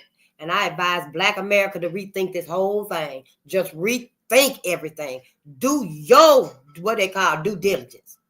I heard that last night. Somebody was talking about on another show I was watching and stuff. Due diligence.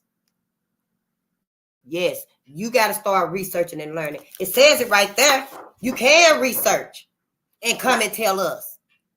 That's what this is. This our book in our public and our private library. But the public libraries got books. You can go check them out. Print them off. Start your library. Because I know somebody else love to read. Hell, we're going to be on my reading channel, your reading channel. Then we going on their science channel. Who good in science in here? Who good in math? Astrology? All of these areas in life right here. We got to start paying attention to them. You know, with the boycott and the bus boycott. White America realized then, oh yeah, we got to stop this. Let them on the bus. Let them drive the bus. Let them sit wherever they want to. But this man right here, oh, I sure hate to tell y'all what I found out about it too. Maybe I'm sure I will at some point. But this man right here, honey, he was a big, strong. He was a big man. He was kind of like flowery though. It said he had all these charms on him and fake ass badges. See, they hated that. He was a colonel. I bet his damn badges was fake as hell compared to the badges that black men won and earned in these wars. The United States had came out with the Purple Heart. I hope they resumed it again. I think they did. And they started with 3. And I said it must have been 3 black men that won them Purple Hearts because the United States, well, oh, hell no, we ain't making no more. We ain't making no more Purple Hearts. That shit is over. All the black men won them. Black men were winning all the medals. That's why 1919 started, because 3,000 black soldiers, they were having a celebration, honey. And Joe Ruffin, all the family was at the celebration. There were 2 white men, a sheriff and a sheriff deputy, went to the celebration with their old funky racist asses and got some man named Samuel. And they were taking him back to jail. And Joe Ruffin was going to the celebration and they passed each other. So he was like, he spotted Joe. I'm like, oh, Joe can pay my bail. And Joe stopped the car and stuff. We're like, well, what's going on?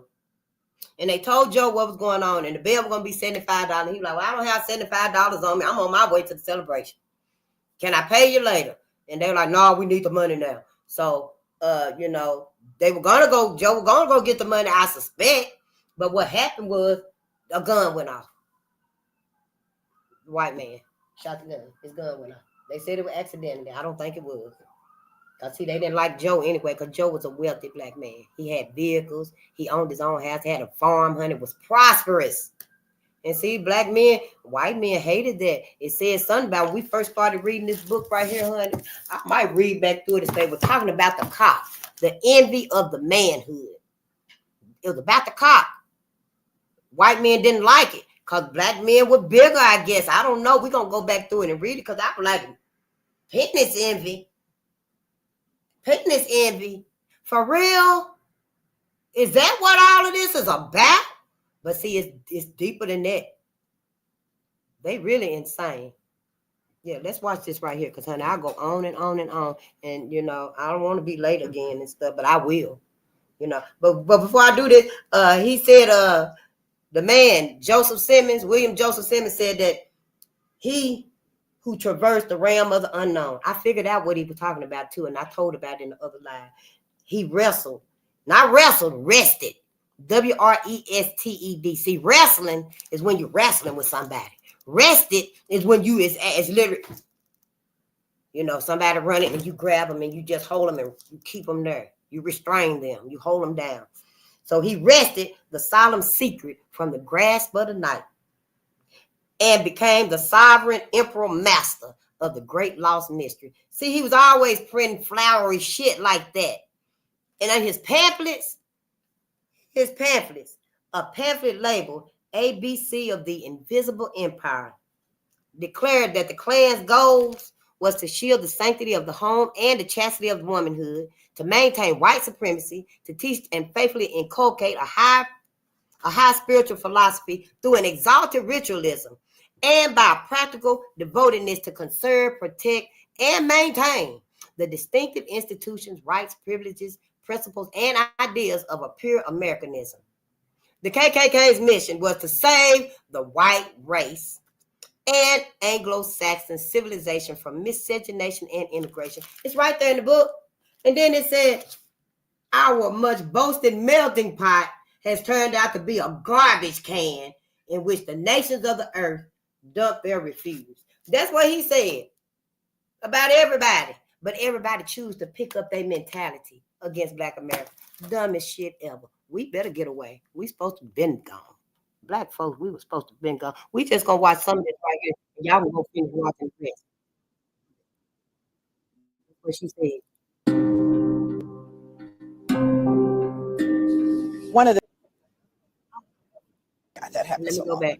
We're talking about people being captured, shipped, sold.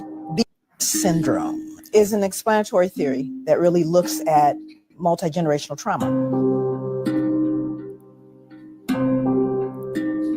One of the things that's difficult for people is their first response is, oh my God, that happened so long ago. We're talking about people being captured, shipped, sold, beaten, raped, experimented on. And then you have to ask the question, did the trauma continue? Yes. So 300 years of trauma, no help, freed, no help, more trauma. If it's a sustained trauma, then the impact of that is also sustained. When we look at multi-generational trauma, we're looking at people who are maybe victims of natural disasters and their families and their children and generations of folks who have experienced war. And we know that there are residual mental, emotional, traumatic impact. Stop right there. So kind of set a foundation for this post-traumatic slave syndrome, what it is, how it affects people. And that's one of the great things about this video. It does set that, what it is, how it affects people, and things that we can do to help to reverse it. So first she's talking about, well, she started off by laying out the foundation with post-traumatic slave syndrome. So PTSS. So from your understanding, Pat, what is PTSS? PTSS is a psychological explanation for HoneyBook keeps your proposals, contracts, invoices, and payments all in one place. My name is Laura Gomez, and I've partnered with over 100 brands. So trust me when I'm saying that this. But you can go to YouTube and watch that video if you like. Watch all of Dr. Joy DeGruy. Dr. Joy DeGruy. D-E-G-R-U-Y. We got to start watching all of our scholars, our experts. You know, and just start thinking for yourself. You know in your heart if you must forgive, if you need to forgive and stuff. If that's what you must do, then do that for you. But we can't make everybody else. I'm not telling you that you can't forgive them. Just keep it to yourself. Keep it to yourself. Because right here at this point in time, that is not our main focus right here. Our focus right here is saving Black America. We concerned about Black America's sanity right here. We know white America is insane. I was just listening to, what's his name, Walter White. And honey, he was saying, I'm going to start that too. He was just saying that we can't cure white America. He was saying white America is insane. They making us insane, Black America. It's them that are insane. Who could do things like this and not be insane?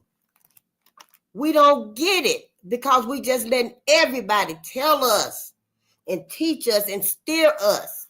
We got to steer us. It ain't going to be nothing that's being created that's going to help us in this new world. Everything our ancestors have created to this point, way back when, that's still being used. We can't even use it. Most of these things, we're not going to use it in the new world. We're going to be cut off from it. We need a whole new system of inventions, creations, ideas.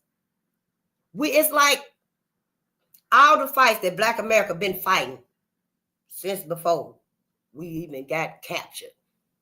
And we was already here when Christopher Columbus brought their ass here. But since they captured us and started manipulating us, everything we've been fighting since then, now we got some more issues to fight. How are we going to get y'all out of these Tesla cars? How?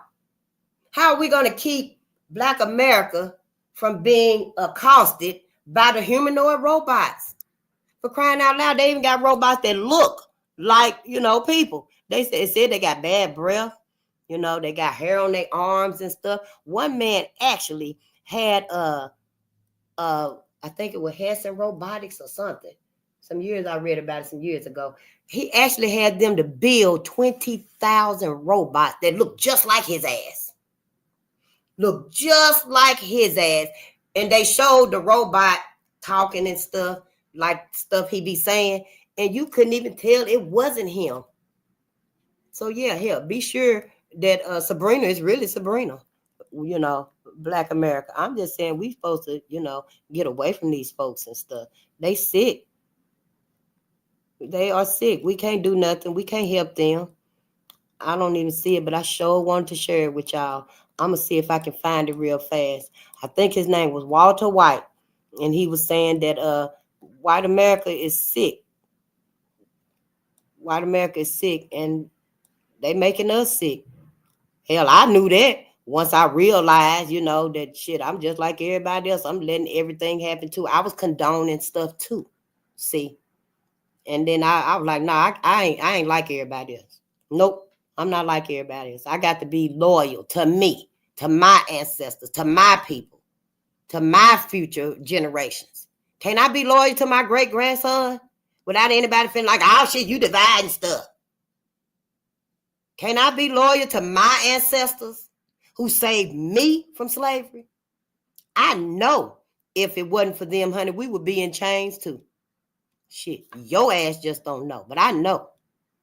You know, and so yeah, I'm not really concerned what other folks say. Sure ain't shit. That's y'all. Go on with Karen. Leave us the hell alone. Go on with Karen.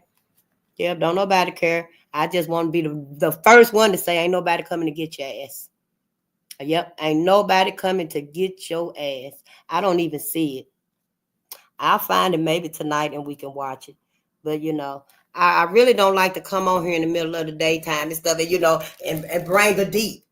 But I really don't know how it's going to turn out. Because before I get here at 12 o'clock, I'm already watching stuff. I'm already trying to learn, you know. At some point, I'll be getting up and focusing on the curriculum. But for right now, I'm just setting my ass down, too. You know, everything is catching my attention. Oh, for real? I just learned about the 6888 battalion, the women soldiers. Yeah, so I got into that a little bit and stuff, too. You know, just everything is so exciting for us. You see, everything is so exciting for us because it's new. This is what we need. This is all we need. I promise you, Black America, my sister, brother, just pick up one of these easy books for our babies and just read to them a little bit. Read about Harriet Tubman. Read about Paul Cuff. Paul Cuff escaped slavery and became a famous sailor and stuff with one boat, a little bitty rowboat. And honey, he ended up with a fleet of ships. And the freedom that he had, being out on the water, that man had almost like $20,000. He was worth $20,000, y'all. It was so unheard of in those days and stuff.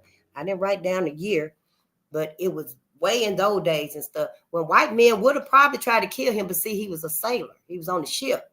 So they really couldn't get to him. And he was happy. He was free. He had personal freedom, financial freedom, but he was worried about his people.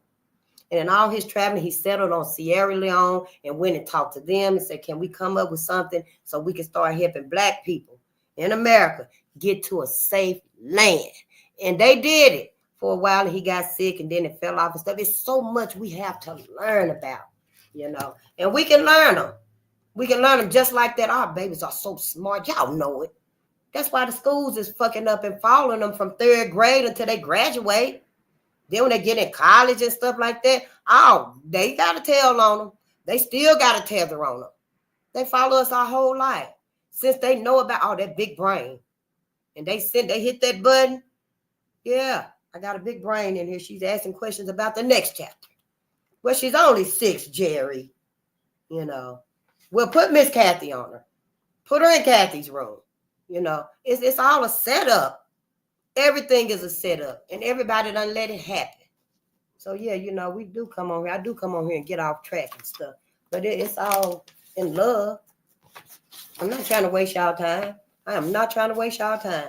And another thing, when brother was talking about religion is nothing but the understanding of divinity And divinity, y'all, is only the understanding of the cosmology, the ecology, and your relationship to it. So that's like the skies, the earth, and you. What's y'all relationship together? What's your relationship to the skies? Just think about it. What's your relationship to the skies? Not on the white term. We ain't looking through the white focus. We ain't even looking through a religious focus and stuff. Spiritually, what's your relationship to the cosmos? Heaven. You said heaven.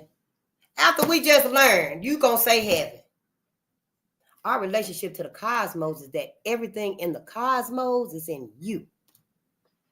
You literally can speak to the cosmos. It manifested you. You, Black America, are the parent people. Black people, you are the parent people of all people. The cosmos manifested you, Black America, gave you power over everything. The majestic animals of the world, the beautiful animals that they done extincted with their cannibalistic asses, the beautiful tigers and elephants and the giraffes and the lions, the leopards, you know, and then you see their ass over there in Africa and they pose and got their whole leg on top of the elephant. You know, everybody's smiling and laughing. Even the majestic pets of the world is waking on Black people to wake up all over the world. Not just America. I'm just talking to America because this is where we at. This is where we are centered. This here is the mentality that the rest of the world got. If you ask me, hell, Hitler even had America's idealism, the white man's mentality. You know? I mean, the whole thing is so much deeper than just, oh, we progress. We in a better place now. You know, we better now as people. No, we ain't. We didn't go no further than the front yard. Yep. We probably got out to the street, you know, with our Wall Streets and stuff, because we was on our way. We might have got out to the street, across the street with our Black Wall Streets, but honey, them motherfuckers came and got our ass and drug us right on back to that plantation. You either get your ass in this house, your little house nigga, or you get your ass back there in that field. So we just piddling around in the front yard, you know, just digging shrubs and stuff, you know, and shit like that. They done made us crazy. They ass crazy. They are literally crazy. I know they make themselves seem like they is so sane. I see them every day. I'm still out. I still gotta work. I still gotta work. See, we didn't do nothing we were supposed to do. We were supposed to been teaching our own babies. Malcolm, I know Malcolm said we got to be a fool. So now I'm ready to tell us we're a fool and a damn dummy for still letting these people misteach our kids, our children. We still a damn dummy, a fool and a dummy. We supposed to been started teaching our own. But with the lockdown and stuff, and maybe before then too, because I had a friend a long time ago. She was taught at home, but that's when it was practically unheard of. You know, hell, I'm almost over, well, I am over half 100. But, you know, so we are older. So Black people, some Black people have always taught at home. But the most of us, the majority of us, was only too happy to use public education. We was only too happy. Yes, let me get these babies out of here, honey, put their ass on the bus. Instead of having a curriculum at home for us to learn. And yeah, I know we're going to need to learn more than this. This just my classroom. Go to the astrology class then after this. Go to the science class. Go to the other classes after this. But we got to start teaching us. You know, everything that's in the earth is in us. That's why when we take our shoes off, they say it's grounding. We don't even take our shoes off no more. Black folks don't. I'm about the only one walking outside with my shoes off and I'm reading a book. Then I got the nerve to go hug a tree. I know folks be about ready. What the hell is she doing? Because see, we done got away from all that. Yeah, religion ain't told y'all to go hug no tree. Religion teaches us to forgive and forget. Let's move on. Can we all get along? That's how I see it. Well, if it is the truth, then why they ain't told you then? Why ain't none of the pastors gave us no other thought, no other idea Then I learned that the 12 disciples is really talking about the constellations. So why come the pastors ain't told us? Why they didn't know? Oh, I read somewhere they all went to that biblical theological Baptist school or something. Is that true? So they all learned the same lies. So what makes you Black America think that your heaven is different from William Joseph Simmons' heaven? Oh yeah, I wrote his whole name down and I wrote everything he said on a piece of paper because I was like, yeah, I'm gonna remember this.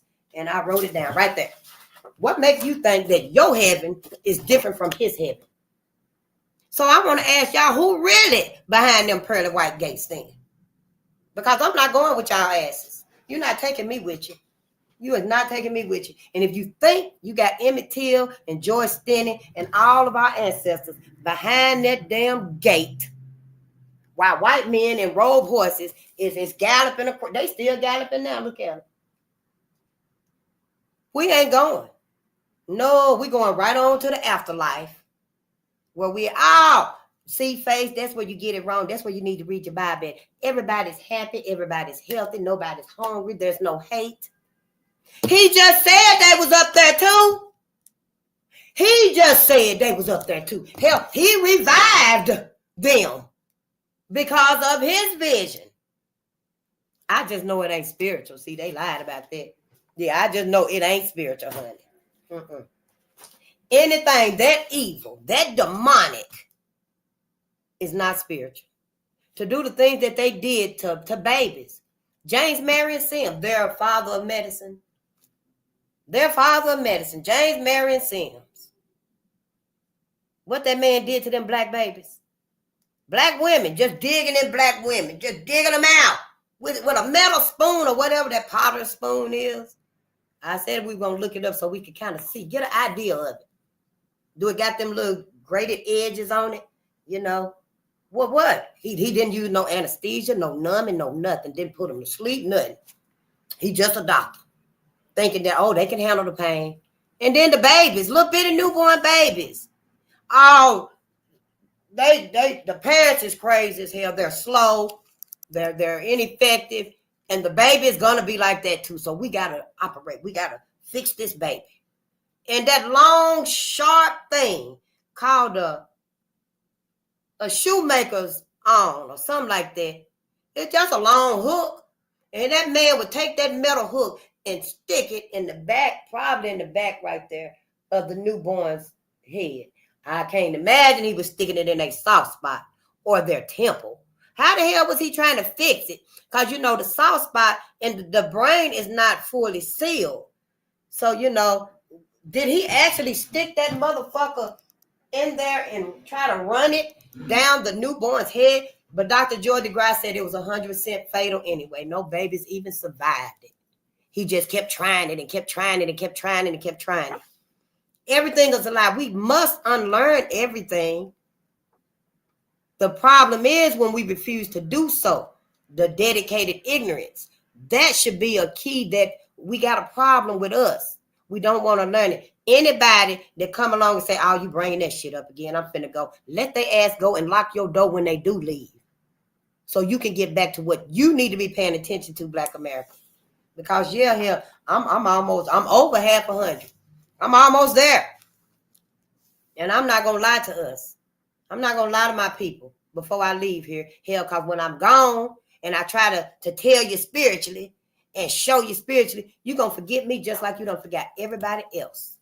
You ain't gonna remember me. You ain't gonna be trying to hear nothing I say. I can send it down on the leaves. History repeating itself. Y'all better do for y'all now. Get off to y'allself. Start building and stuff, taking care of yourself, teaching your babies. Y'all ain't gonna hear that either. So I might as well tell you why I'm still here and able to. We've been lied to. Yep. Everybody was telling the truth to us. Everybody was telling the truth to us. And those today that's condoning everything and stuff, honey, they probably got more than one pillow. By now, they pillow probably got tufts in it. You know, I'll put a tuft in it. That lap of luxury. So they can sleep peacefully at night. They ain't got to irritate white American white, make the white woman feel like, oh yeah, we're going to tell everything you did to our babies. We sure will. We finna tell everything. For all the love you had for black men, you ain't even answered for you hollering out rape. You ain't even answered for your brothers, your cousins, your uncles and daddies and granddaddies, your neighbors, your best friends. You ain't even answered for what they still doing today. White woman. Who was that said they call them pale? But yeah, it's white culture, white women pale, non-melanated. You ain't even confronted them about what they doing. Y'all leaving it up to us. Like we created it. And we didn't. See, treating us like we really fucking crazy with Dracotonia. Y'all act like we really think we gonna solve racism. We not. We didn't create it. No, that's because we won't get away from white America. That's why they feel like this. And all these other people that's coming here, whose side y'all think they on? Whose side do y'all think these other people on? And they see who's making it hard for everybody. Everybody know who's making life hard for everybody. But why target black America? Why hate on us? They hate us, disrespect us, hate to see us coming. Then they move in our communities and stuff, honey. I'll tell them in a minute. No, you don't even need to be in here with your stuff. You don't. You done moved your ass into our communities and your soap higher than any motherfucking soap in the community. See, that's why we got to start buying for each other and stuff. I'm ready for you to get your stuff up. Get your clothes, your candles, your shoes, your hair stuff, because I'm growing my hair out too. You know, I don't do too much jewelry and makeup and stuff, but we got to start buying from each other, taking care of each other. Ain't no reason why we should still keep our peoples trapped. We're going to trap our people on earth and in heaven. I ain't going nowhere with y'all asses. I ain't going nowhere with nobody. If my ancestors, if my intuition don't tell me, Faith, go by yourself, I'll be sitting right here where I'm at, reading, learning, studying, knowing where to not go, who to not put myself around. We got to do some serious thinking. We got to decide, Black America, and quit letting everybody decide it for us. Now, we know, shit, hell, how white America feel, and we know how Black America feel, but we won't dare want to talk about and critique why we like this, because we know we're going to have to let Karen and Brad and them know we on to y'all ass. And we fearful. We so fearful what white America going to do, but we can't stop nothing white America going to do. White America is mad right now because they've been mad. Because after the lockdown, Black people start teaching their own kids and stuff. Then, we go a little bit further and stuff. Now, Black people ain't marching with them no more. Black women saying, no, we done marching. The 92 is out. Now, Michelle says she ain't going to the inauguration. See, all these little bitty slights, anything soon to tip them off. Anything soon to tip them off. That's why I say, for me, we got to go further than holding our dollar, baby. We do, Black America. My sister, my brother. If you're going to procreate with them and stuff, get your kids when it's time to go. Just get your kids when it's time to go. I'm sure, Black America, we're going to take you back after we search you and make sure you ain't got no trackers on you and stuff, But, yeah, just get your kids. Get your kids, I don't know. I ain't really got to deal with that like that. I had Black babies. Yeah, the wrong way. But I had Black babies. Look, we only here for 2 reasons. Black America is only here for 2 reasons. I know all the pastors finna be mad now. Everybody's finna be mad at face, and I don't give a damn. Black America is here to heal Black people. To heal Black people. Who else is you gonna heal? And why? Why are we gonna go heal somebody else? All this trauma we done endured. We came through it. But have we really survived it? We came through it, but have we really survived it? Because it's still hurting us. We still keeping it around. We still falling for it, letting it do what it's do.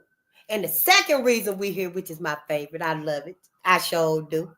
And I hope I'm the first one to say it, but I know I ain't. Have Black babies. Have Black babies. I know mulatto babies so pretty. I know they are. They're beautiful. All living things is beautiful. Mm-hmm. Yeah. It's life. Yep.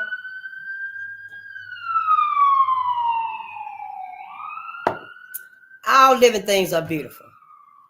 All living things are beautiful. Even the fish, the dog, the insects, everything in life is beautiful, and it should be, because it's life. Now the ugliness, the savagery, we gotta look at all that: the good, the bad, the ugly, the savagery, the ravenousness. We gotta look at all of that. White babies is beautiful, little mulatto baby, little white babies. All the babies is beautiful. Life is beautiful. It wasn't never supposed to be like this. Prosperity. We were supposed to learn our lesson, and white America was supposed to learn their lesson. But no, that's not what happened. And that's not our fault. We got to forgive ourselves. This dedicated, and I'm going to wrap it up because I got to go. The dedicated ignorance, we got to take some accountability for it. We got to take some accountability for everything. Our whole life, individually and collectively. I know I shouldn't have been in no club with no grown people at 13, 14 years old, sneaking up in there. I became a teenage mother 2 times. Quit school when I was in the 11th grade. But hell, now that I don't learn what I learned, I should have told my mama when I was in the 3rd grade, Mama, I'm not going back up there with them folks. I don't care. You get Shay to keep me. Teach me. Oh, Terrell can read. No, Mama, I don't want to go back up there with them folks. They lying to me. Our babies have no idea that everything is a lie. We ain't done nothing but taught to condone white supremacy, to glorify everything the white man done did here. And I don't see nothing but some big ass caves. I ain't coming to see nobody nowhere. Sure ain't. And if you have a baby, I might come and see you in the hospital. Had surgery or something like that. But other than that, no, I don't go in them big buildings like that. No, it ain't natural for it. Don't resonate with me. I know let's go to the Mall of America. Let's go to the biggest building we can find. Let's go shopping. Don't none of that shit resonate with me. I'm going to the half-price bookstore and I'm going to get the books I want. We got to use discernment. It's time to use discernment for us because we at the end. I really think things is speeding up now. Things is accelerating now. That's what I think. But I'm just here. I just made it here. To talk to us and let us know how I feel and stuff. And I know y'all you wrong, Face. You wrong about that. Hell, everybody wrong. Everybody's wrong. And when ain't nobody told us what we need to know, I can be wrong. Be like, okay, well, what's the right reason? Teach me right then. Oh, it ain't self-hate. It's dedicated ignorance. Okay. It's dedicated ignorance, y'all. It's got a professional term to it. We know what we mean when we say self-hate. I knew what you meant when you said self-hate, but we got a name to call it now. It's called dedicated ignorance. Dr. Ray Hagen's coined it. Yep, I think he the one coined it. Somebody had put it in the chat earlier. Go look it up. Yeah, we got to do these things and stuff. Ain't nobody else going to do it for us. Ooh, they going to be mad at y'all. But honey, let them be mad because your ass should be mad at them too. I can't nobody be mad at me because I'm mad at everybody. Sure, we're mad at me for what? Your motherfucking ass been knowing all of this and you ain't said nothing? You ain't even not one time told Black America. Look at here. Y'all need to get away from these people. Y'all need to get away from these people. So yeah, don't come to me talking about, such and such mad at you. Oh, hell, I'm mad. I'm the one that's mad. See, Black America is the one that needs to be outraged. Not outraged to violence and vengeance and stuff, but outraged to get the hell away from danger and do for ourselves. I don't mean to be like that on us and stuff, but shit, we got to learn. We don't want to repeat this again. What is our babies going to do with their asses once we dead and gone? We in the other dimension now. We ain't even in this dimension no more. It don't take long for us to forget about us. Imagine what them babies going to do in a new fucked up world that white America done conjured up. Where they going to go? To the other countries that hate them just as much? See, it's on us. It's on us. White America may never repent and repay for what they've done. But hell, we ain't going to be around them anyway. So keep your money and your seed. And let's do for us now. Hell, if we can, let's get our inventions that our ancestors done created and left so we can use them for ourselves. Let's get our blueprints and our models that our ancestors left for us, and motherfuckers got it and using it. Just like Charles Drew came up, invented a way to use plasma for the troops. First, they wouldn't let him use it for black troops. Then they wouldn't even use his own invention to save his life. So yeah, when we leave, we taking what's ours with us. And I got to get on up out of here. But I love y'all, and I'm going to be thinking about Black America. I don't think about nothing but Black America. What does this mean for Black America? We got babies now. We got kids now. We got businesses. We got a whole life to fix. And, you know, everybody ain't going. Hell, some of our folks, we're going to leave them on the plantation. So I'm ready to tell you, ain't nobody coming back to get you. When they say everybody ain't going, that's what it's talking about. Everybody is not going. And it wasn't but one Harriet Tubman, one but one Robert Purvis, Robert Steele, and the others that went back and saved the slaves and stuff, helped them get to freedom. They ain't here no more. Us today, we ain't coming back to get y'all asses no more. Your ass got to get out of the big house. And you better get every last one of your babies. And you got to make it to us. Halfway if you can. Somebody be there waiting for you to get a baby from you. You know, probably got some little bread and water for you and stuff. Because we know it's going to be hard for you. But see, your asses didn't listen. We got every excuse for us. Oh, we this way. Because, this their culture. That's what white folks say. Oh, that's their culture. That's how they act. The most savage motherfucker on this whole planet. Really. Or in this whole country. Really. Maybe the planet. Way I see it here, white man, he done made everything over this planet so similar to him. You know, everything seemed like, wow, it reeks of whiteness.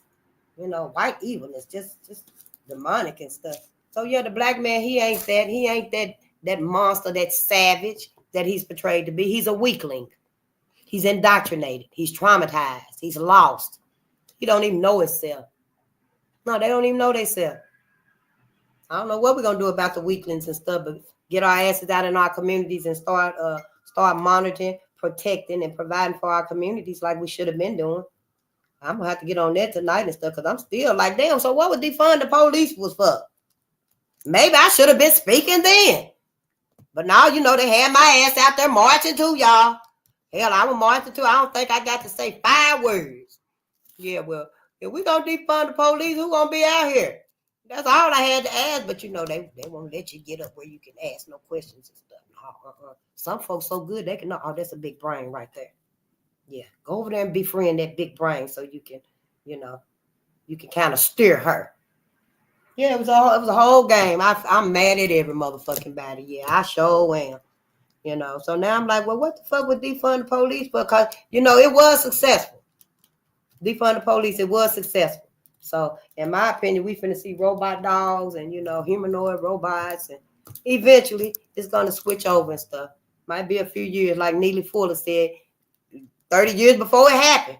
They're going to have black men in dresses. 30 minutes later, Dr. Francis Cresswell came out and said, yep, Neely Fuller said it. So maybe in 20, 30 years and stuff, you know, they'll be like, well, damn, Faith said the same. Faith said the same thing when we was younger. We just got to start thinking. But I love y'all, and peace and power to the people. I want to know about self-reliant, know yourself, black person, but very hard to find out here. Yeah, because we don't look. White America is suffering from Alzheimer's and dementia. Next step is to use blacks to beat old age diseases. Yes. Oh, I saw a video the other day, honey, and they was talking about why they need melanin. I find it and share it. I got to get myself together so I can be able to do what I'm supposed to do. The ancestors said, shit, don't play. But yeah, I love y'all. Peace and power to the people. I'll be back tonight, sleepy and all, but I'll be back and we'll hopefully read something. Because, you know, we ain't read racial violence in 2 days, I think. But we'll get back to it and stuff. And brother, if you got your book and stuff, tell me how to get in touch with you. I don't know. Should I be put my whole phone up on here? Shit, then everybody be calling, oh, it's your ass face. You know, with all that crazy stuff. How you wrong for that? Yeah, so you tell me, do we send emails? send each other emails or what? I don't know. Shit, all I know is they said before you send a picture and stuff, crop it. I didn't even know that. Shoot, you know, yeah, before you send something. So let me know. Shit, I love the pen and the paper. And you see why. And I love y'all. Peace and power to the people. Will the robot cops be in their neighborhoods, though? Oh, no, it ain't going to be in their neighborhood. It's going to be in our neighborhoods. Yeah. Yeah. I love y'all. Keep talking and stuff. And let me know when y'all get y'all channels and stuff so we can come to y'all channels and buy y'all stuff. I can't wait to be walking down the street in your purses and your shirts. I don't even wear hats and stuff, but I wear a hat. I wear a hat. You know, I'm ready to just have us. Right now, honey, I don't wear nobody's stuff but mine. I might wear my work uniform or, you know, or something like that. But other than that, I'm wearing my stuff. Yeah, you can't even bring nothing and give it to me. You know, I ripped that sign off that Stephen Madden. And the jacket, I got that in the closet, still in the plastic. Because I'm going to take that sucker to Plato's Closet and sell it. You know, it's a winter coat. Or maybe give it to somebody. But yeah, honey, ain't no need putting their ass on my back. Shit. Peace and power to the people.